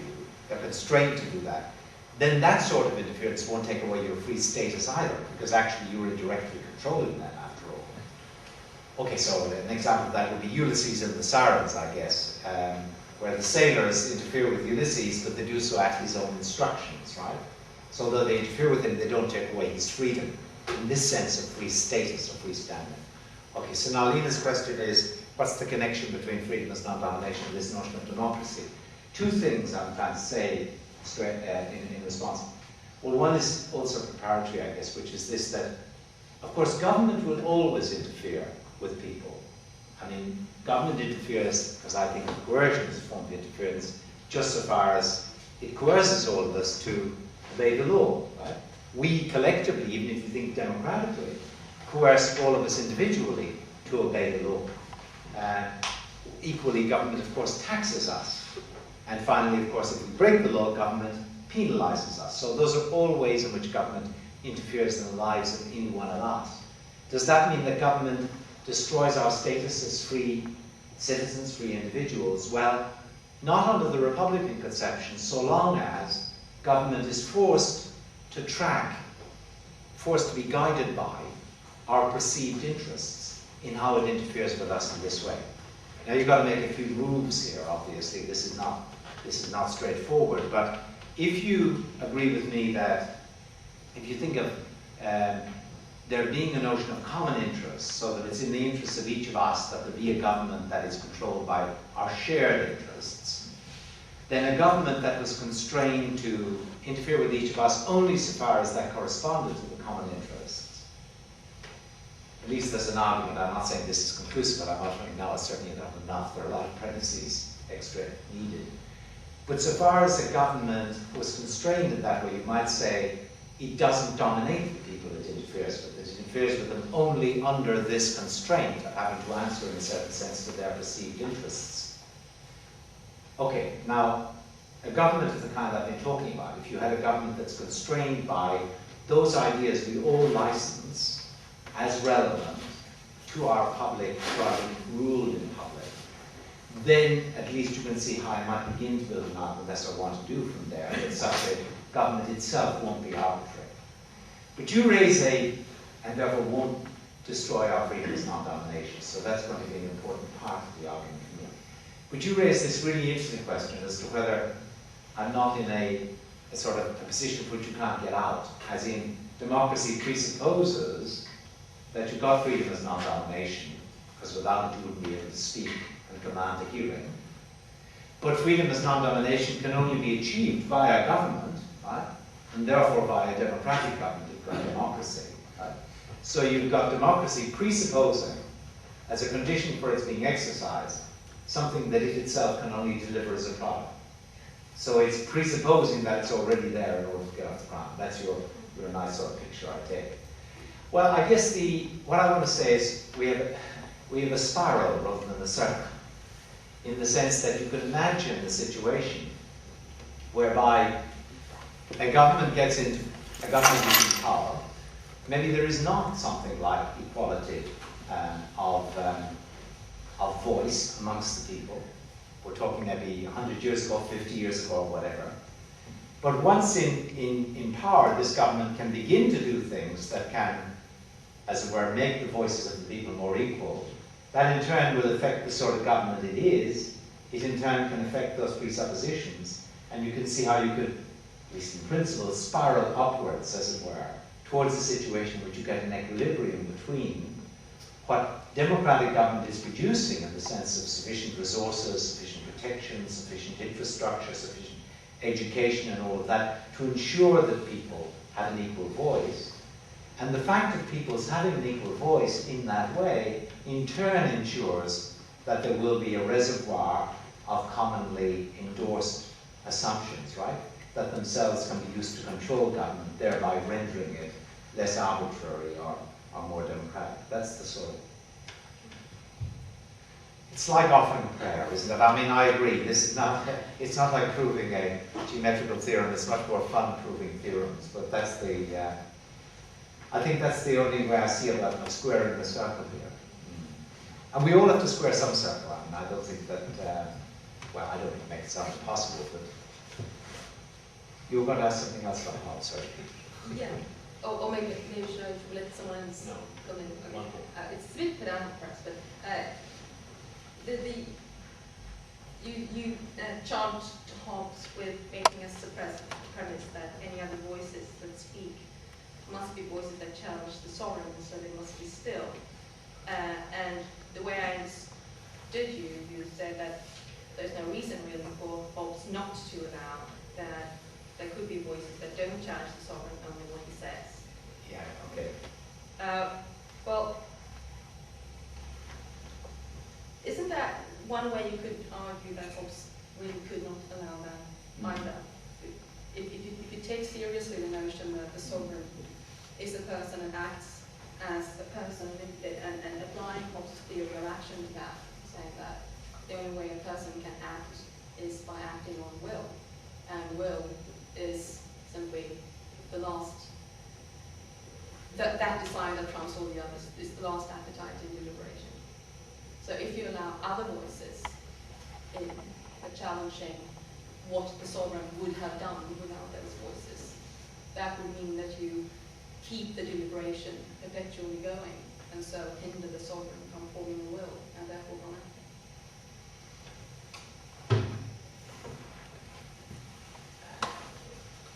I think that here's what I want to distinguish, I think. One is the question as to whether rival voices mean that you can't have personation. You can't have, so to speak, a body represented in such a way that it can mimic the behavior and performance of a person. And the other is the question as to whether, given Hobbes's very specific other commitments, it would be inappropriate to have these challenging voices, even though they're not rival voices. Now, what I would say is that all I can claim, and all I need to take this argument, is that there is no inconsistency in the idea of saying that you need a single voice ultimately to represent a group if the group is to perform like a person. There's no inconsistency between saying that and saying that before that voice, as it were, is formed, before it's issued as the voice of this group, it should be subject to challenge by other voices. There should be real debate internally as to whether this is what we should say, this is what should be said. And all I want to say is that there's certainly nothing in the logic of personation that denies the possibility of internal voices that challenge the final voice before the final voice is ratified, and maybe change what will be the final voice. What is true, of course, is that, well, two things are true. One is that Hobbes has other reasons why he doesn't want these dissonant voices within, but he argues against the monochromax as if the reason you can't have these other voices within is because it will destroy personation. He's wrong about that. It won't destroy personation. But he has other reasons, of course, for why there shouldn't be such voices, because he thinks that, well, one thing, it'll disturb the peace in a way that can't be rectified if you've got these other voices within. And that's an empirical claim. And the other claim which you pointed to, and I really have to think more about that, is that it might be inconsistent with the historian of psychology. Although even there I don't see that it's after all, it's true that the final desire is the will, right, before action. And this corporate person, the final, as it were, will be the final thing that's said, you know, the final expression, right, we shall do this, right? But it's quite consistent with that being true and there being personation, that on the way to that happening, other voices challenge, you know, the proposed voice of the sovereign. Because after all, that's what happens within this person, according to Hobbes. Deliberation consists in desires battling out with one another until finally one desire wins, and that desire is the will of me, a natural person. So why shouldn't he, for all that logic requires, say that in a corporate person, various voices should challenge, etc., before one finally wins, and that then could be the voice of the personator.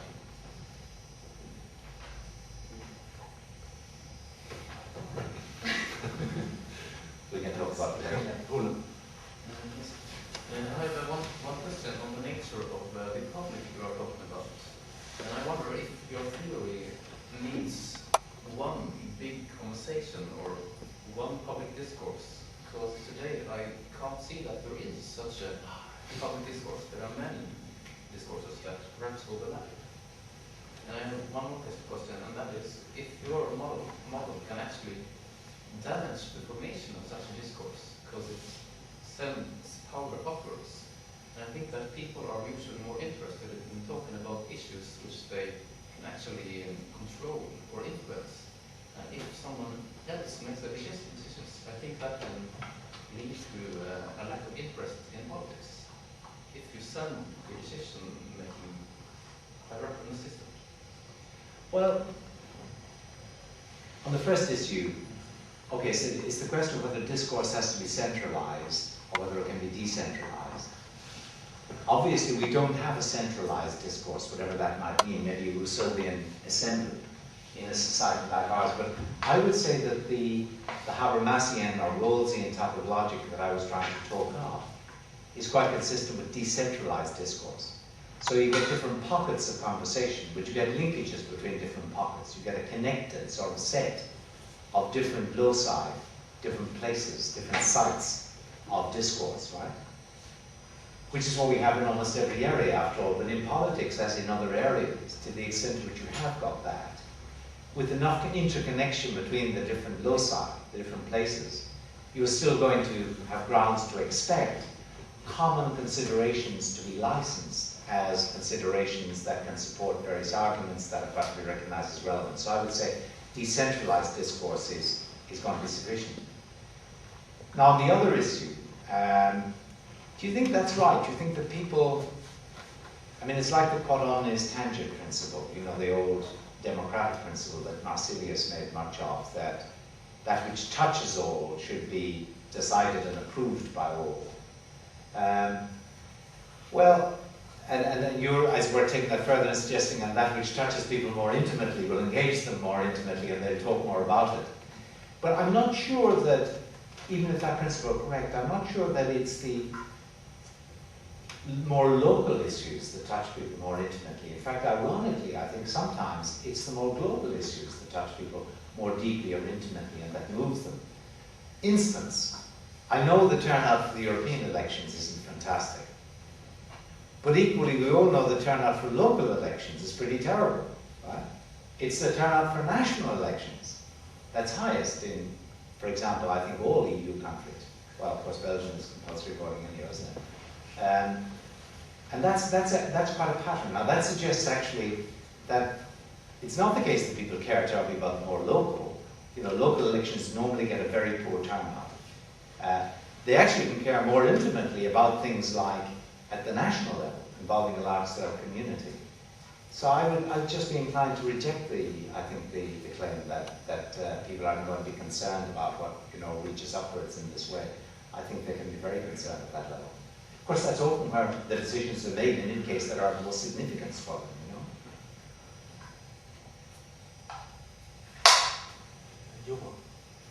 know. This notion of public rule, isn't that something that decent hierarchical regimes can live up to as well? I mean, if for instance, a monarchy that has certain consultation procedures and sort of traditions that safeguard those procedures, and perhaps even in a weaker sense, a monarchy where the monarch puts a value on being popular, and in the modern world where people are more able to leave, might sort of be forced to take people's views into consideration, because otherwise people would leave this country. So there would be influence from the public, and the monarch would be constrained by public opinion. But it would be a democracy. So it seems that the notion of public rule is wider, and democracy might perhaps be the best kind of public rule. But is it really the only kind? And can you identify the two with each other? That's a terrific question. One thing, of course, about even the benign monarchy that you're suggesting is that you don't have I talk about these two sorts of considerations that get valorized, or you expect to valorize. One, those that get valorized by way of presupposition, and the other by way of precipitative public debate. Now, two things I'm trying to say about the benign monarchy you suggest. One is that, of course, it won't be a presupposition that all people are equal and should be equally consulted, have an equal voice, as well as being objects of equal concern on the part of the community as a whole.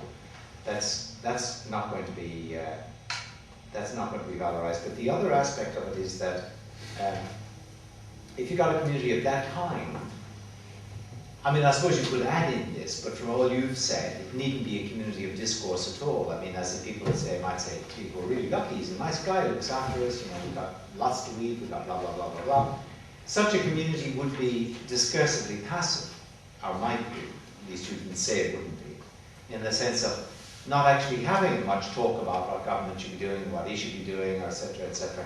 And therefore, you might get a failure of these public reasons, these commonly endorsed considerations, to emerge as a part of the currency of politics. Now, in such a case, all it could mean to say that the ruler is, so to speak, ruling people according to, on grounds that they valorize themselves, well, it's no longer clear, actually, that that's true, because there are no grounds that they valorize in common. It's true they're relatively content, maybe, you know. They don't have much grounds for protest, but going back to the Republican thing, see, what I want is the notion of a government that's interfering with people all right, but that is constrained to interfere with them only on grounds that they in common endorse as grounds that license that sort of interference, right? Because it's only in that case that you have people being interfered with intuitively in a non-arbitrary way. But I'm not saying that in benign monarchies there's necessarily public rule. I'm just saying that there could be. And in that case, you can't identify public rule with democracy. Okay, here's a way of maybe putting there are two there's a pincer movement, and this is going to be very important in talking tomorrow about how we might implement democratic structures. I'll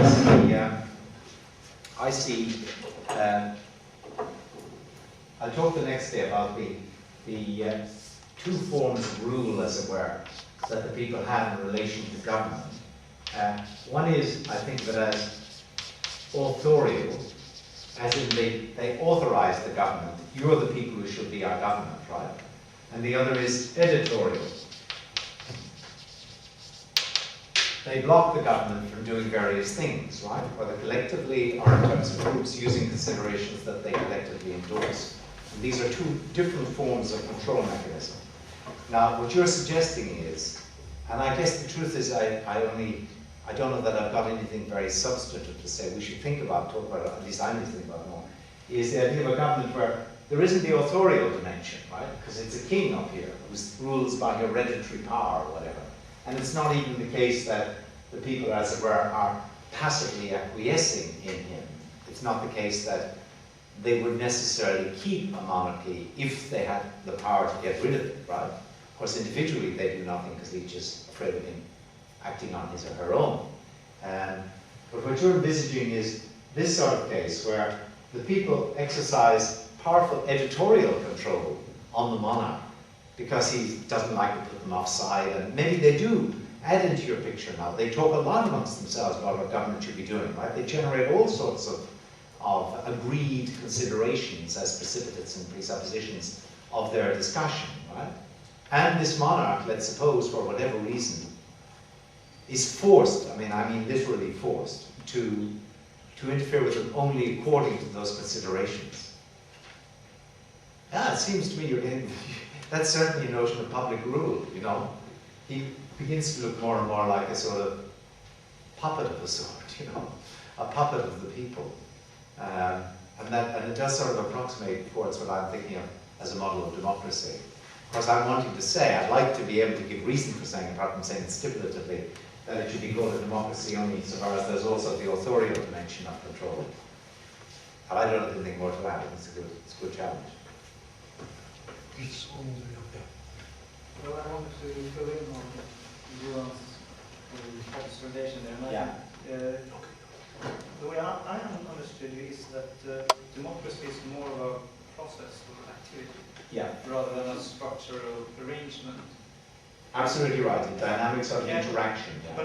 But if that's true, then Johan's objection loses any force, I think, because I would happily agree that this king, who's a puppet of the people, that this is a democracy if the people is thoroughly engaged in discussing the sort of things you say that people should discuss. And I'm quite happy to call that a democracy then. Why do we be hung up on no structural arrangements? Maybe that is the way I should go, actually. I mean, and say that there's such a thing in logical space. Now, whether you could ever get anything like it in the actual universe, I don't know.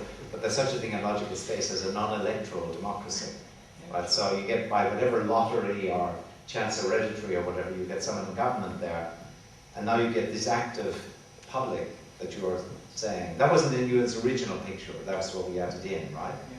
You get this highly active, talkative, discursive people who differ terribly about what should be done, but at least build up indirectly as a precipitate, a byproduct of this activity, a set of values that are their values, and then the king is constrained to not pick any policies that they outlaw and to make his judgments about which policies of the remaining ones to implement on the basis of, by means of a procedure that they themselves, those considerations, would actually license. Of course, that itself, the procedures they would license might actually refuse him discretion to make up his mind himself. They might force him to go to a commission, have a referendum, you know, consult some committee. I mean, they might be the only procedures that would be licensed.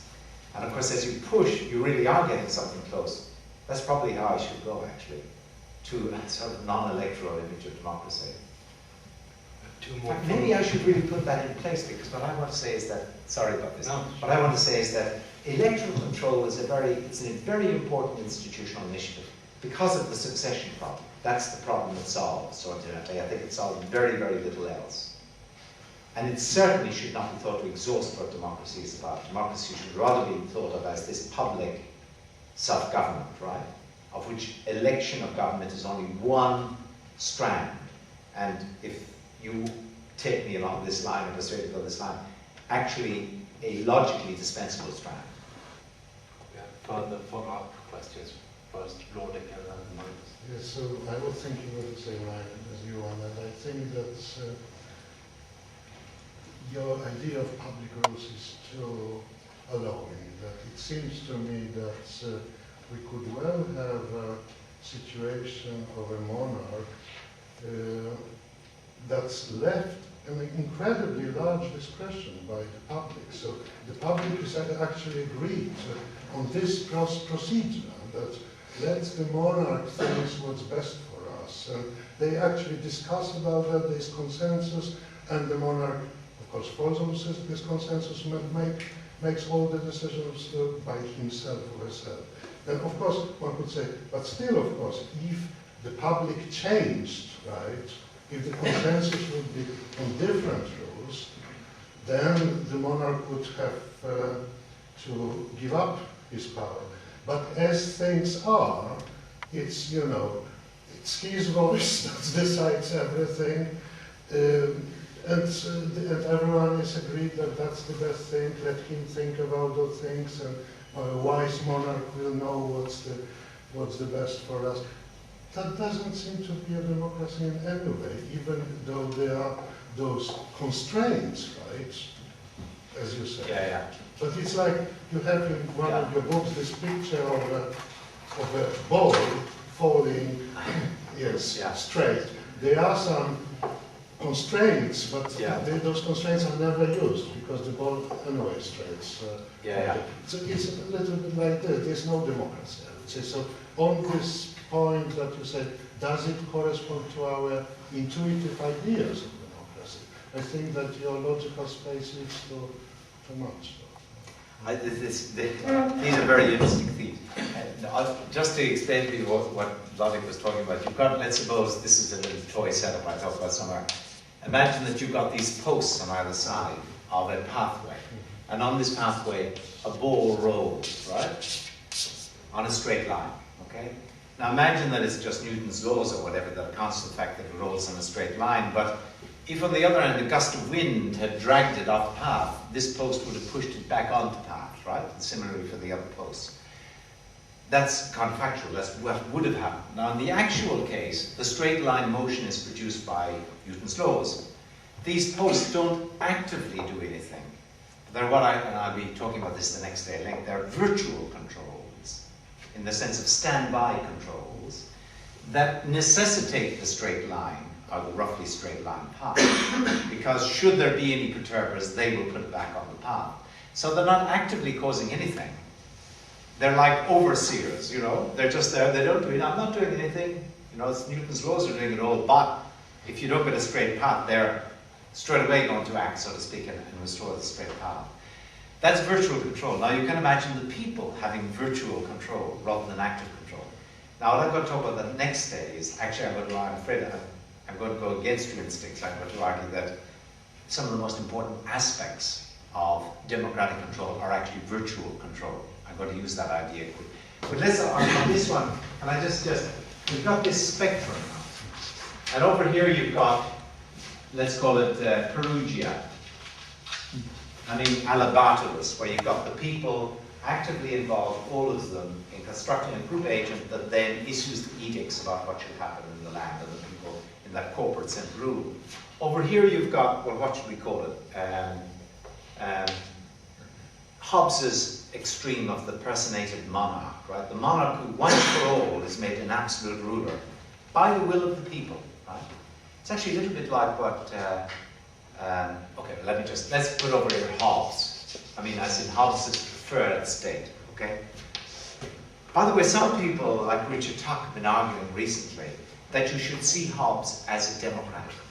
Because according to Hobbes, the ultimate sovereign is the people, not the ultimate sovereign, I'm sorry, but that the people are the sovereign via the personator, right? And the people individually, after all, are expected to endorse the personator. The only thing that's really strange about this representing Hobbes as a Democrat, though, is that Hobbes reckons you do something freely no matter what the coercion or the duress is, right? So when people say, okay, I'll go along with so-and-so as my ruler, my sovereign, that can be because otherwise it's going to kill you, right?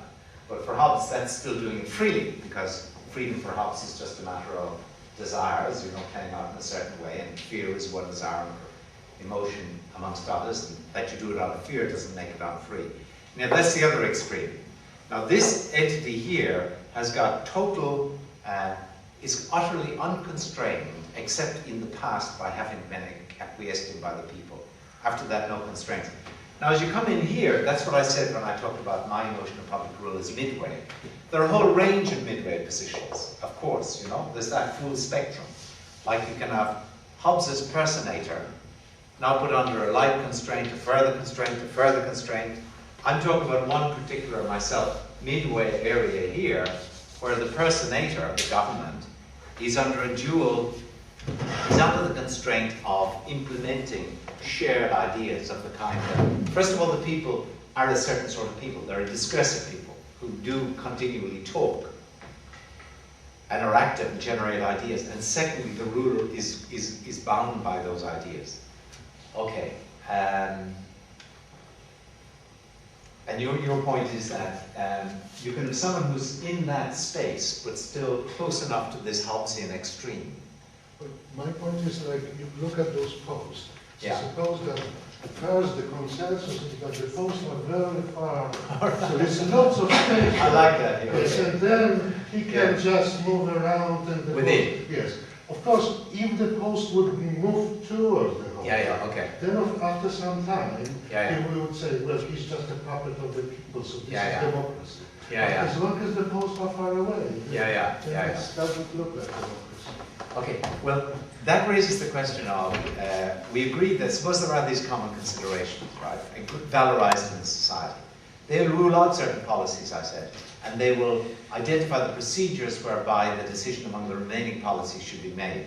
You're imagining a people in which they all acquiesce in the king at his own discretion, making those remaining decisions. By discursive process, they are very discursive. Yeah, but they decide that's the way. It's always best to have Exactly. His Highness make all the decisions.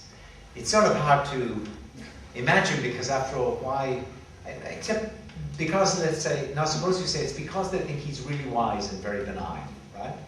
But of course that's to suggest that should he cease to be wise or benign, they would change their mind, right? So it's temporary. That's like the...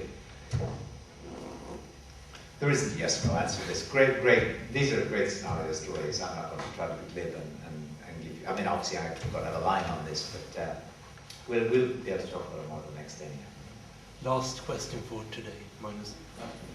No? So what happens tomorrow? You are saying me? Yes. What do you mean what happens? In your lecture. Implementation. You want me to give 2 sentences. Oh, 2 sentences, okay. Well, we talk about these 3 models, and obviously I think this third model is both quite attractive as a model, and a model that's reasonably realistic. I mean, as in we can imagine our institutions, we can see them in a way. I'm going to suggest that the next day Adam rating this sort of model. We can also see how they might be improved to really do a lot better by that model. And I think it answers to a notion of the people ruling themselves. And I think it's there in the contemporary literature, but no one's identified it as a model of what democracy is essentially about. It's democracy as public rule, right? As Roddick and you were all just saying. So the question is, that so far I've just painted an abstract. I've said these ideas might constrain government, but come on, how might they constrain government? What are the institutional constraints whereby you could actually empower? First of all, do 2 things. Encourage the people to generate these ideas, an active discursive sort of community, and 2, empower those ideas in the sense of really putting in place constraints that mean that government will be forced to track them. So the government in the Republican sense won't be dominating as I would. That's the connection I want to make with the Republican stuff. So that's it. Great. Very good. See you tomorrow.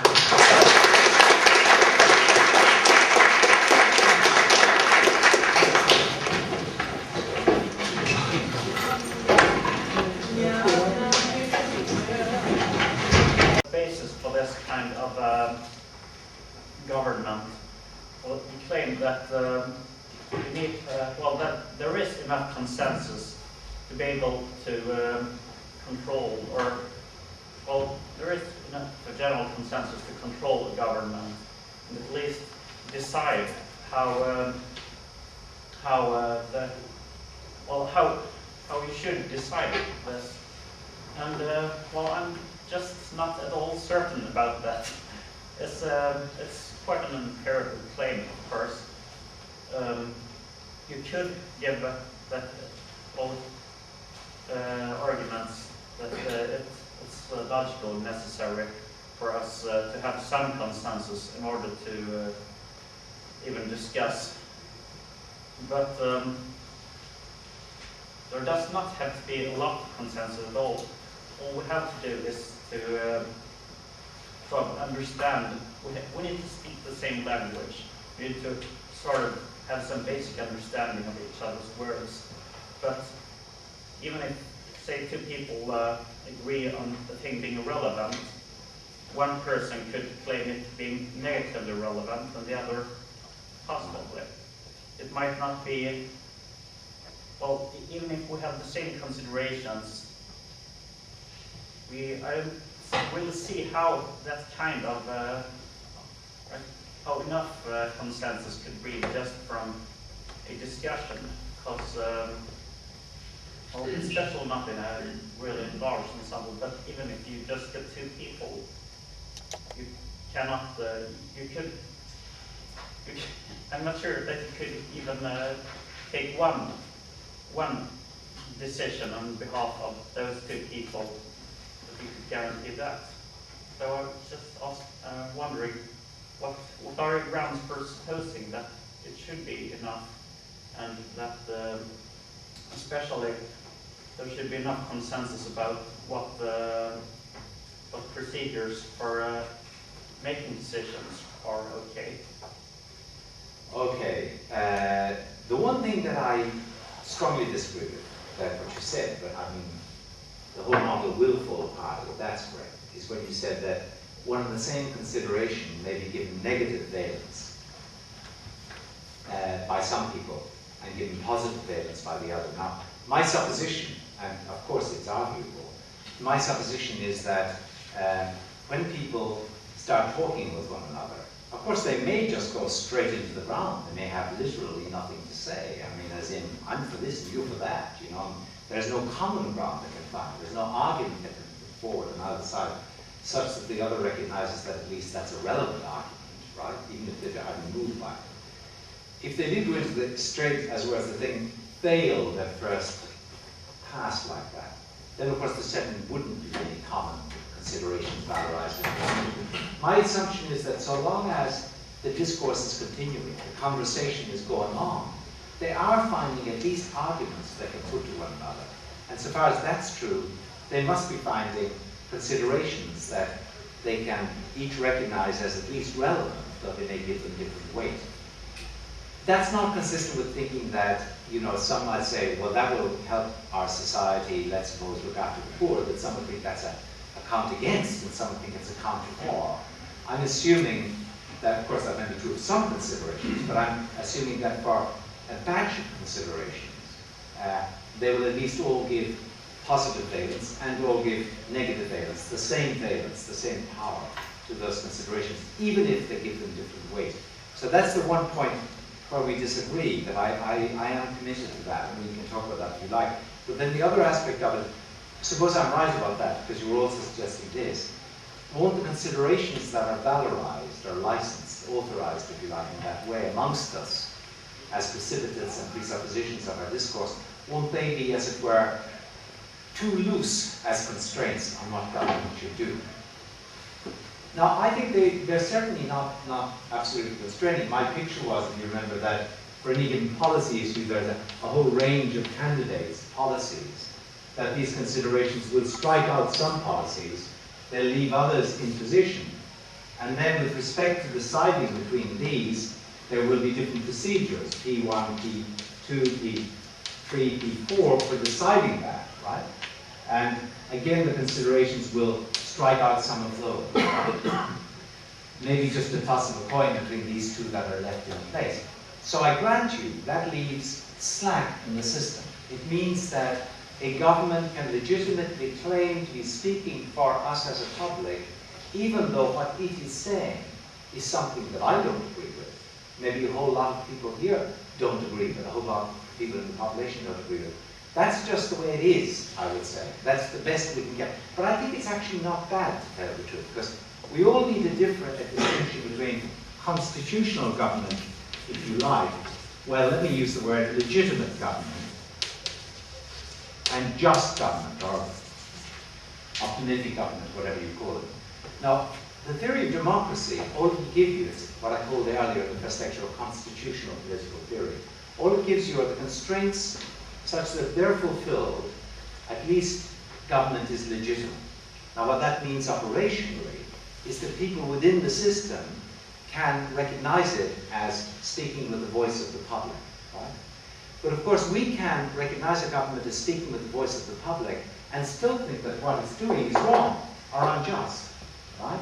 That's another level of argument. That's what I call participatory political intervention or philosophy or argument, if you like, where we within the system say, okay, we're agreeing that democracy is, and I agree we're doing things democratically, that's fine, I have no complaint, as it were, on a constitutional point. I have no complaint of the sort of saying that this is not being done legitimately. But I insist on continuing to argue and hold on to my point of view that what's being done is still wrong, right? And that's an argument with my fellow citizens. And a lot of political philosophy, I think, is like that. You know, it's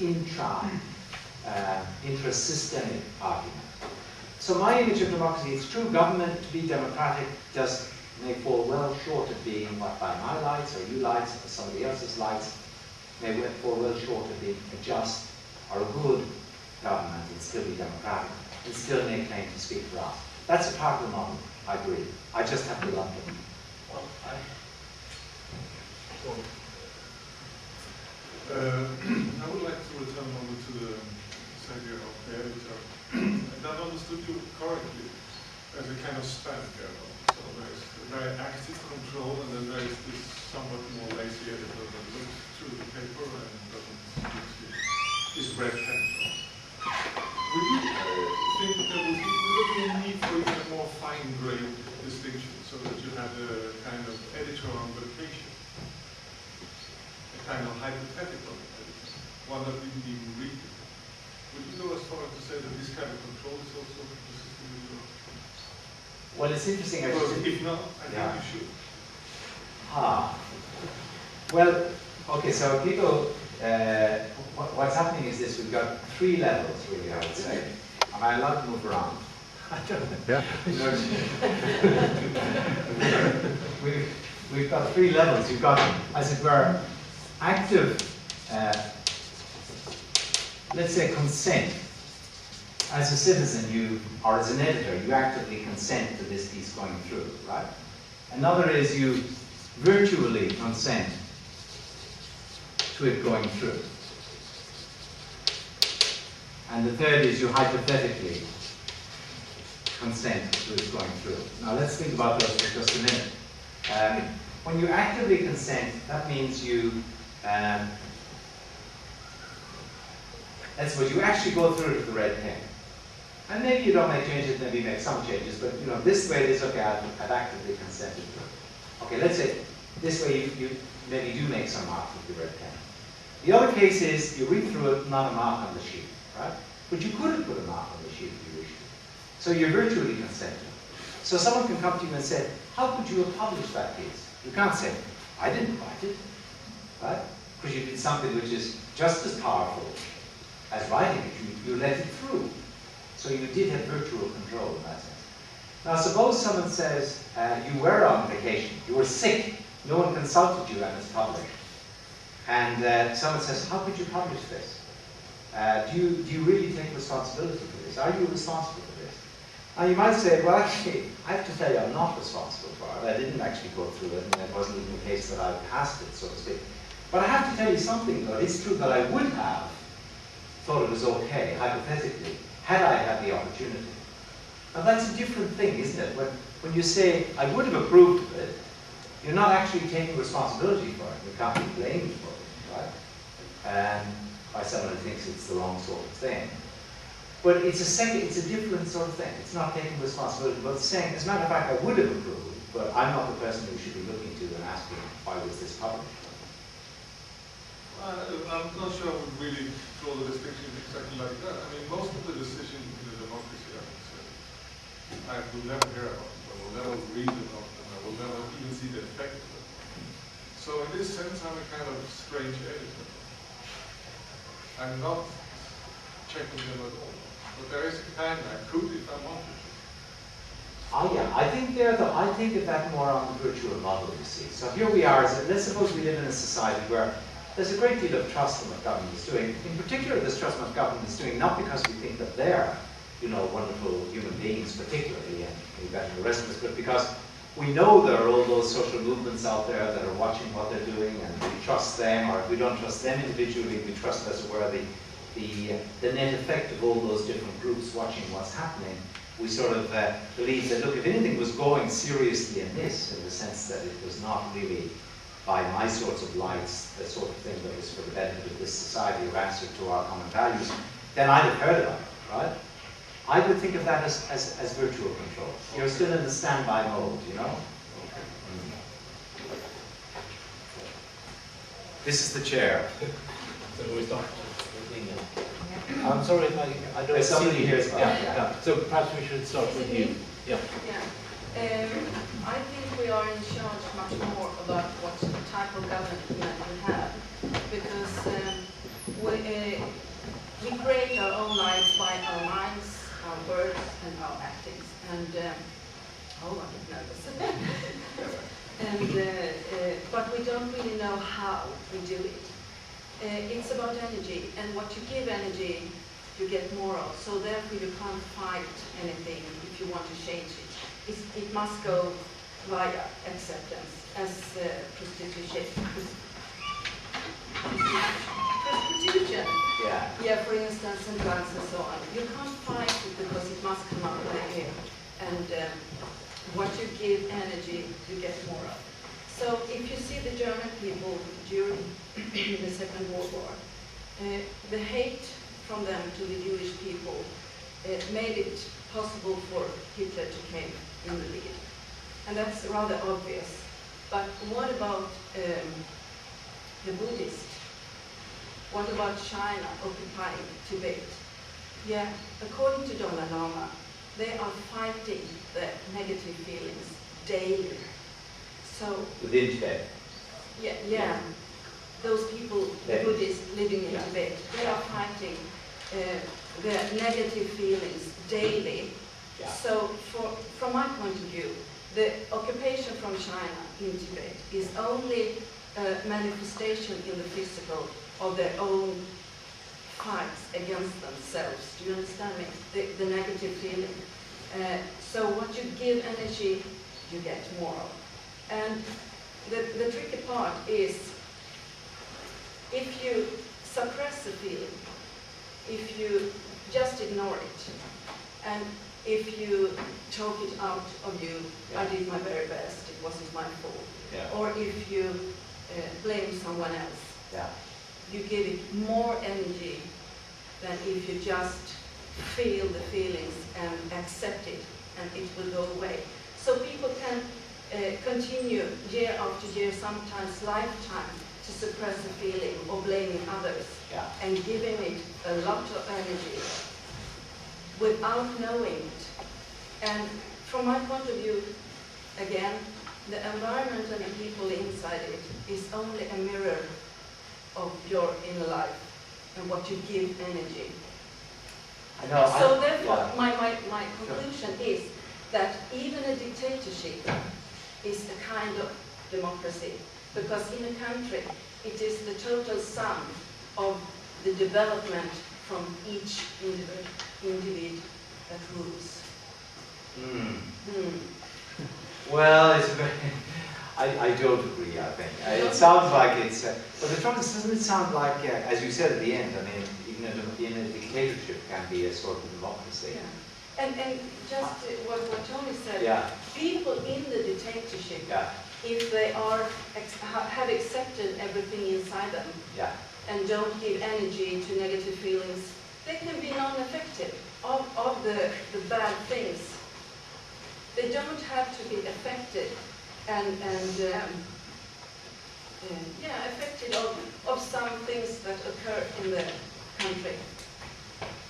Well, let me put a country point of view. Suppose you've got a population in which people are indeed very discomfortable with the government they have. Make it easy. Let it be an Eastern bloc country in Europe in the mid-1980s. Two possibilities. In one country, nobody talks about it, but everybody feels bad. They keep this negative feeling, all right, but they don't vent it, they don't share it. The other possibility, they do share it, though they share it carefully, right? Not as it were, whether have you ever heard of public will get into trouble, but they share it amongst themselves, and they build up, as it were, little networks of opinion and shared opinion, so that it comes to be a matter of shared knowledge amongst them, that we can't stand this government, right? Now, I think by doing that, and also shared views as to what's wrong with this government, or what they want, or where they've got genuine complaints, so long as they do that, there's then, so to speak, there's a real shared life of protest, which may not, because there may not be the opportunity, may not lead to the overthrow of the government, but it builds up the sort of head of steam, if you like, you know, I would say the public energy, that can mean there, come the first opportunity, you know, everyone knows they can rely on others to join them in the demonstration as soon as there are even a small number starting to gather. That couldn't happen if no one said anything, if they all bottled it up. So I'm all for voicing and sharing, you know, rather than the bottling up model. But it's a big difference between being affected personally or just in your mind, this we don't want to have. And then you can start talking and so on. But if you are affected personally, you need to just feel it, because you can't take the boat into the country, to the land, if you don't accept that you're sitting in a boat in the middle of the ocean. Yeah. You must accept the previous situation for now, if you want to change something.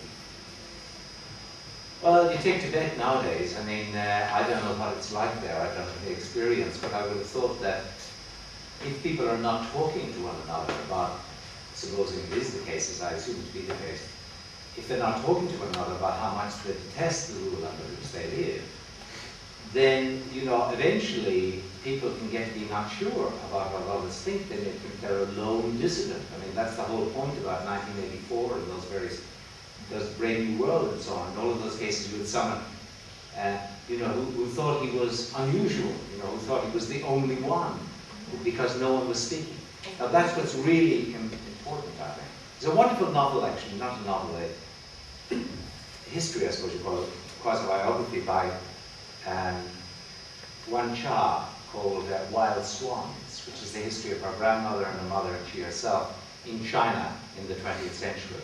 And it's a wonderful study, as she describes it, as to how, because all that was said in public was that Mao was, you know, the greatest human being that ever lived, the leader of the revolution, etc., etc. And she says how, to the very end, you know, even in the midst of the worst excesses of the Cultural Revolution, she found herself unable not to think that thought, and certainly unable to think that anybody else thought he was less than that. You know, by virtue of that had been what was outed, you know, that was what the public, as were level of awareness was, that this is the great God, Mao, so that it's precisely because there hadn't been any talk, so to speak, of a disciplined kind. Anyhow, we could go on a long time with that. I'm sorry, we have no time for that, because we have more questions. So, Inga. Yeah, so you painted a very, beautiful description of this democratic form. But to me, it has a huge shortcoming of all these kinds of pictures that you describe or what you realize is that it's a very detailed goal description, and you know how to get there, so you know the technique, but you can't really implement it, because when you do it, you realize that, well, man is not really ready for this paradise yet. And so what this means is that if you want to initiate some kind of governmental form, you always have to deal with a practice which is already there. And you bring up constitutive rules and also regulative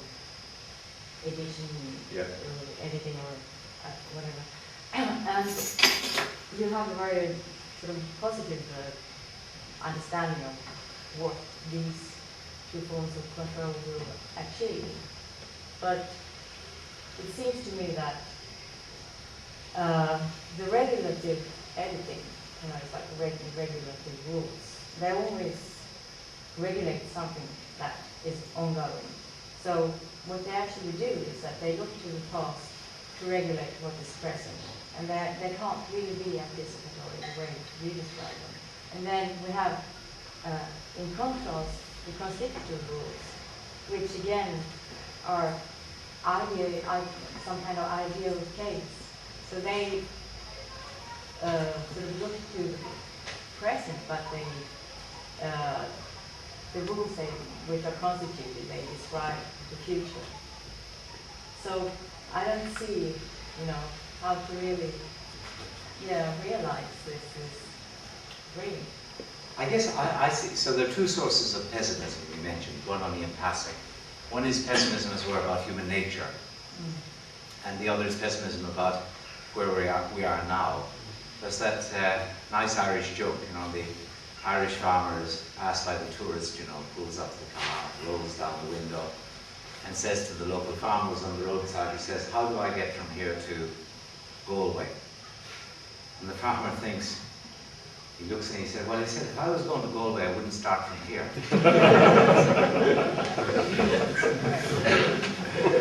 Okay, so one source of pessimism might be that that's a lovely place to get to, but we never get to it from where we are actually at, where we are now. That's why, and that's a straight challenge to what I hope, on the contrary, is true, but that's why I was interested in getting a model of government, of democracy in particular, the system, which bears some, however distant, similarity to where we are actually at, so that you can see, well, yeah, a lot of democracy, well, it is very striking. I mean, most of the places we call democracies, are countries in which there are elections, periodic elections. They claim to be open, and they claim to be fair. So there's at least a lip service given to having that sort of authorizing role. Many of them allow for even some sorts of referenda. On the other side, on the editorial side, most of the systems we describe as democracy do have an independence of the judiciary, for example. So there's at least that first prerequisite of editorial control through the courts by the people. They usually have a two-party system with an opposition in parliament. And so what I'm describing is certainly it's well out from there, but it's in continuity with there. Actually, there's almost something slightly Hegelian about it, isn't there? I mean, it's sort of finding a sort of form or pattern that I think is implicit in where we are now. Of course, you can see a whole lot of different patterns in any, that the other models see different patterns. I'm saying this is a pattern we see there that's implicit, that we can certainly improve as we improve these various instruments of government. And it represents something that would deserve to be called democracy. That's my claim. Now, the other source of pessimism about human nature, I think, as I said the last day, and I know I said that I would address it in today's lecture, but as you can see, the material was just too much for me to cover, is the issue of, what I said was we should all accept something close to Hume's principle. I don't actually think we should accept exactly that principle, but Hume's principle was what I call the knave's principle. Mandeville actually had it prior to Hume. And that principle has it that we should design institutions so that they'll be capable of surviving, even should people in power prove to be knaves, even if their virtue should fail. Now, I don't quite endorse it, let me just say for the record, in that form, but a principle like that is certainly one that I do endorse in institutional design. So in all of these designs, that's why I've constantly been stressing the editorial thing, that you get various bodies watching other bodies, you know, so you can get a sort of something like an equilibrium, that you can expect something like an equilibrium in which you get the goods you're looking for. I mean, that after all has been the whole idea of the mixed constitution in the Republican tradition. That's already there in Machiavelli and in the Romans. And really what I'm looking for is some development of that way of thinking. What I'm afraid of, maybe I should have said that at some stage. What I'm really afraid of is this, is that people will go with William Riker's model. Now, William Riker basically says, what do we mean by democracy? We just mean elections.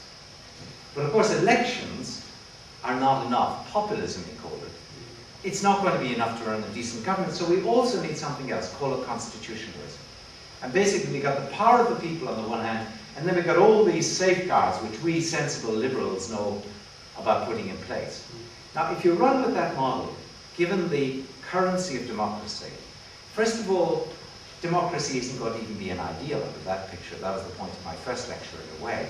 But secondly, given the fact that democracy is the one value we all pay lip service to, you can easily see it getting taken up and used in justification of wholly populist regimes that breach constitutional constraints, because people can now say, well, who are these 9 judges, for example, to say what we people, if you think of the people electorally or think of them as just whatever our representatives say, you get that move towards populism, which I think is probably the most salient threat to democracies as we know it at the moment, is that that's the way they will drift. And what I would want to do is to fold into the notion of democracy, partly for these strategic reasons, but also because I think it's conceptually more, as we're integrated, fold into the notion of democracy these 2 elements, this pincer movement of authorial control and editorial control, built around this notion of the public ruling itself. That's the idea. Now, you see the photographer wants desperately to get into contact with you, but you had a very short question. Is question, very please. short, and your answer. Yes, sir. A very short question. To go back to essentials, you talked about a constitutional court as being essential for democracy. Yeah. But what about the United States Supreme Court? If somebody packs it with their own judges, who's going to control that?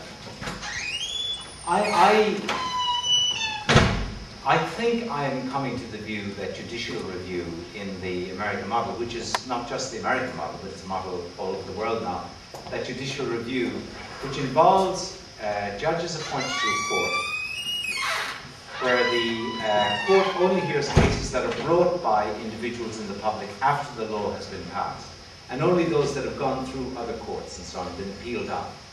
I think that that model is probably not the best model, certainly, of constitutional review. I think there are much better ways in which it could be done. Let me put that on the table. I think the American system, if there's a justification for it, the best offered is offered by Chris Eisgruber, a colleague of mine, as it happens, a lawyer, in a recent book on democracy, in which he argues that actually the election of judges to the Supreme Court, given it's a court at a high appellate level, where black letter law has run out, and where really we're talking about the values of our society, that it's actually quite a good idea to have them elected by Parliament, representing them in a more politicized form than elsewhere, different bodies of opinion. But the trouble is, that will work only if you really don't get the court stacked, and that's a terrible problem. So I think it's ludicrous to break the filibuster. That's the one hope we have of guarding against it, particularly when the head of the Senate, the majority leader, says democracy requires, numbers require, majoritarianism require that we do it in 50-50 basis. Given the Senate, as you know, is manned by 2 senators from each state, including 2 from Montana and 2 from the state of New York. In fact, if you want to do it in terms of red-blue states, the majority is very, very, very much with the Democratic senators, not with the Republican senators. That was actually pointed out by Ronnie Dworkin, I should say. It's not my own observation, but it's an interesting point against that. Absolutely against stacking the good law. Could go on for 5 or 6 days, and you have to do that next time. Until then, thank you very much. Thank you very much.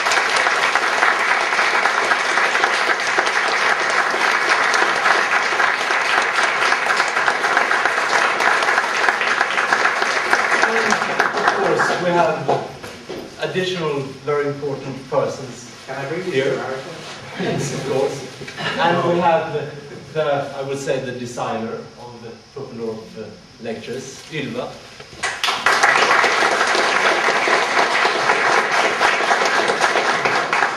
And we have Ronnie, of course.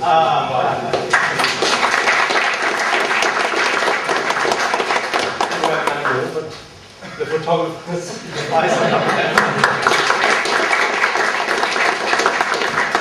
I want to use you. Yes.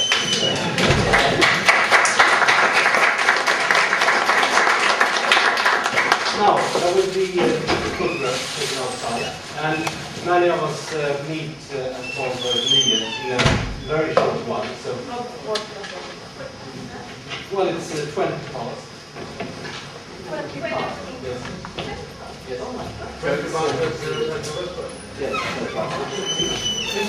you all very much.